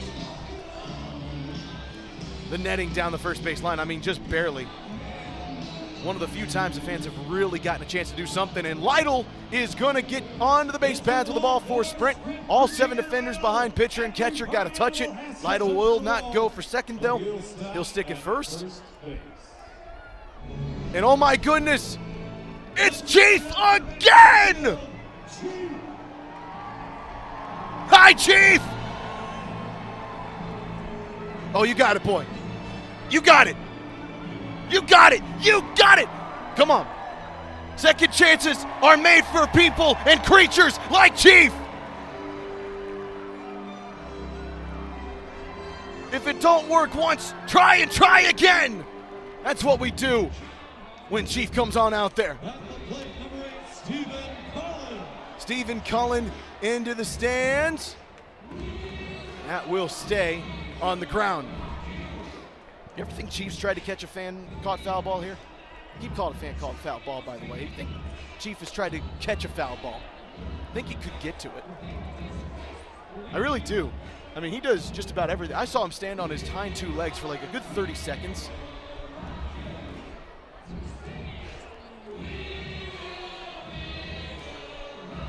I think he could beat somebody in a handstand competition if we do the player challenge handstand again, as Colin stares at one inside.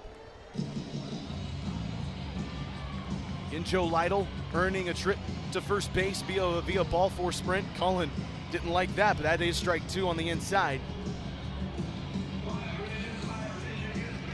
Fighters haven't left a ton on base in this one.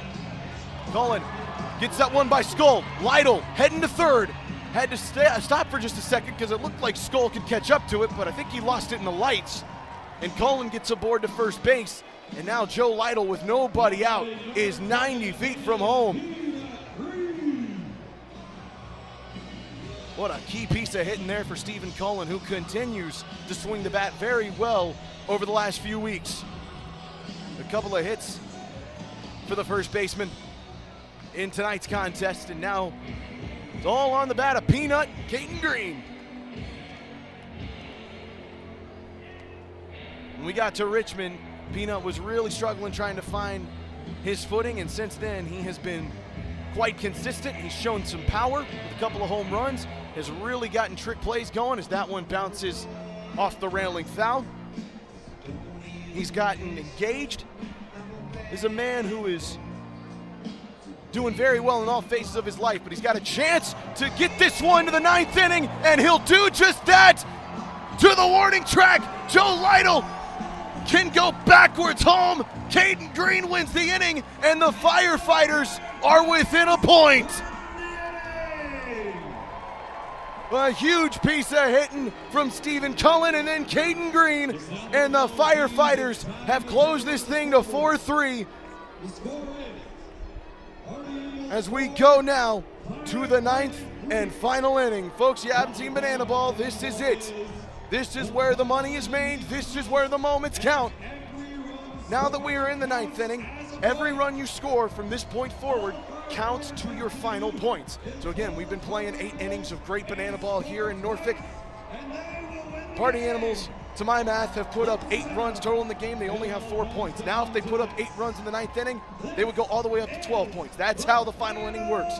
Every run you score goes to your points. And folks, if we are tied at the end of the 9th, we're going to showdowns. For the second weekend in a row for the Firefighters, they would be going to showdowns on game 1. And if that happens, folks, I don't know what's going to happen, but I do know that excitement's going to happen. And this is why we talked about closing pitching for both of these teams at the beginning of this game. Because look at how razor thin it's become all of a sudden. The Firefighters have just found a way to stick in this one, and now all of a sudden, if Ben Dumb can get this thing to the 9th with no extra damage done, and the Firefighters look like a team that's building some confidence here as we go into the 9th and final frame. The fans here in Norfolk have been great. They've brought the energy, they've brought the passion.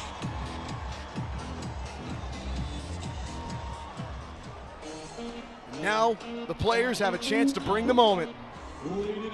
It will be Armando Becerra who comes up to the plate. Last time we saw him, flew out to his former college teammate and roommate, Johnny Hummel. Can he get himself a little revenge against Ben Dumb? He'll have to wait. That one is a little too inside.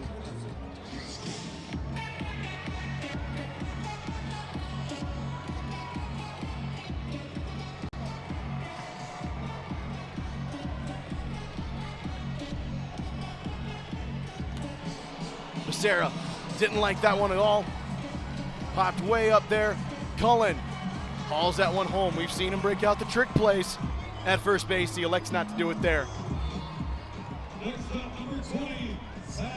Sal Jacobo now will try his chances to go up against Ben Dumb, who has taken the glove off. And I think he's setting up for something real special here. I know a lot of push-ups. Normal push-ups. There you go, Ben. And triceps. Get a pump in. Get a pump in. Look at this. Oh, the claps. Always feeling it. Throws it on in. And it's into the dirt. But I tell you what, now he's feeling good. Now he's got the blood flowing. Now he's got the blood flowing. Sal Jacobo can only just laugh at it. Didn't even think about it. Push-up pitch, and Jacobo puts a charge into this one into left center field. That's got a chance. That one lands at the track. Jacobo will get 2. Franklin will throw this one in, stop it at a double, but that's a big-time hit for Sal Jacobo. That one absolutely blasted out to left center field. Looked like it might be heading for the bullpen. Instead, it lands on the track, but a double. And for the second inning in a row, the Party Animals have put a runner on second against Ben Dumb. Glad some people in the comments, by the way, are getting the Sporticus push-ups. Might not be for everybody, but it is for somebody. What can we see from Reese Hampton is yet to get on tonight. But if he can turn that 0-for into 1-for,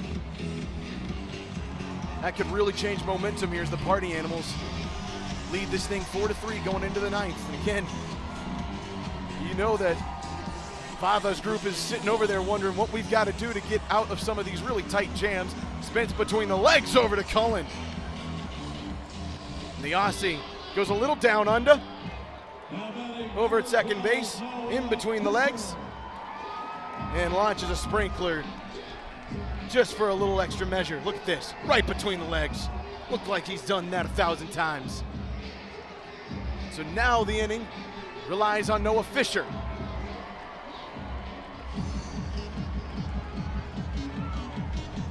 Couple of runs scored, has gotten on the base paths via the single.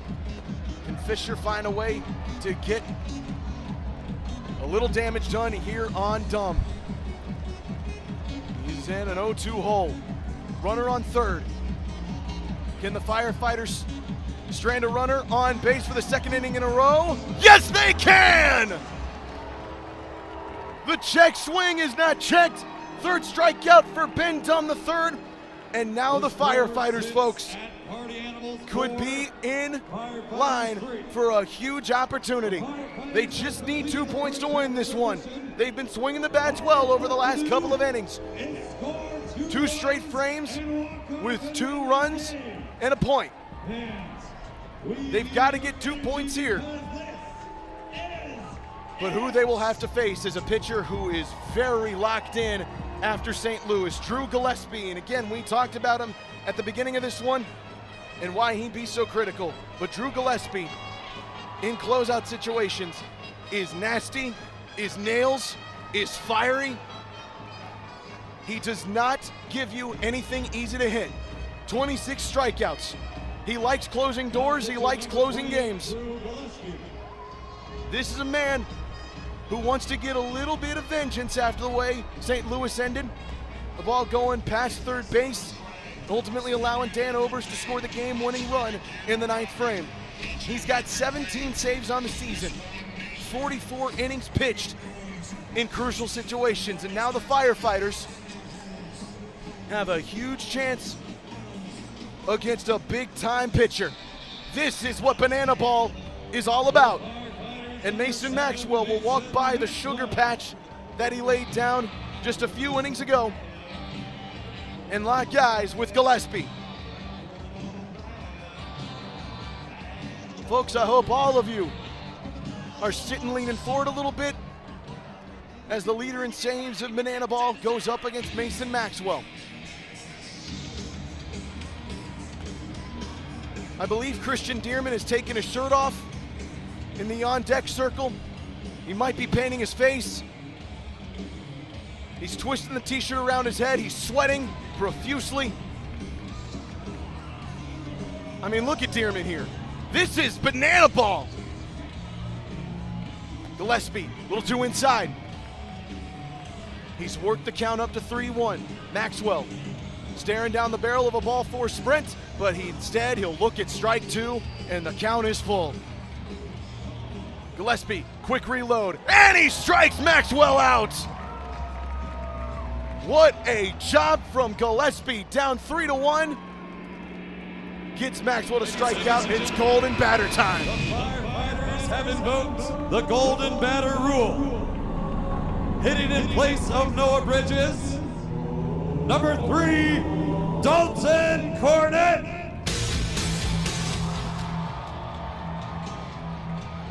The man who has a home run against the Party Animals this season in a victory now has to step up as the golden batter and needs to either get on base or launch another one into the atmosphere against his former team. This is his second golden batter opportunity. DC3 walking into this one with a .333 average, 9 RBIs on the year. Bounces this one up the middle. Oh, Jacobo couldn't transfer it cleanly. Would have been a tough play, but Jacobo made a great job, made a great run up on it, but couldn't transfer it over. And Dalton Cornett is on to first with 1 away. Just had a little trouble with getting out of the glove.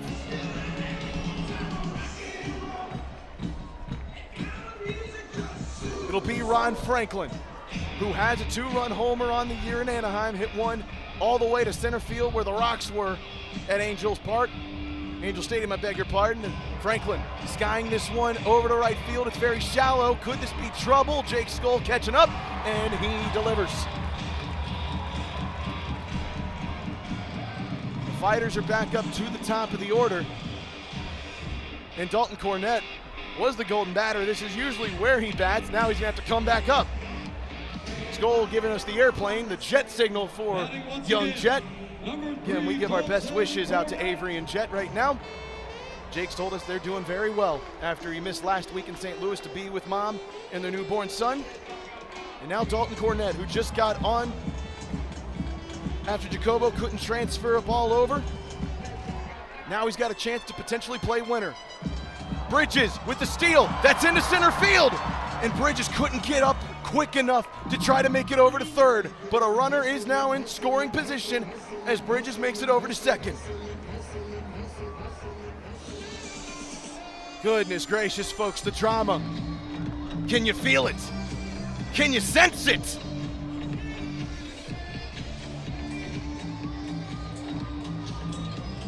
a 1-0 for Cornett. Lines this one into left field, but Noah Fisher gets the job done, and the Firefighters come up 1 point shy as the Animals come into Norfolk and spoil the fire party here, taking the first game at Harbor Park 4-3 and getting a sour taste of St. Louis out of their mouths quick, fast, and in a hurry.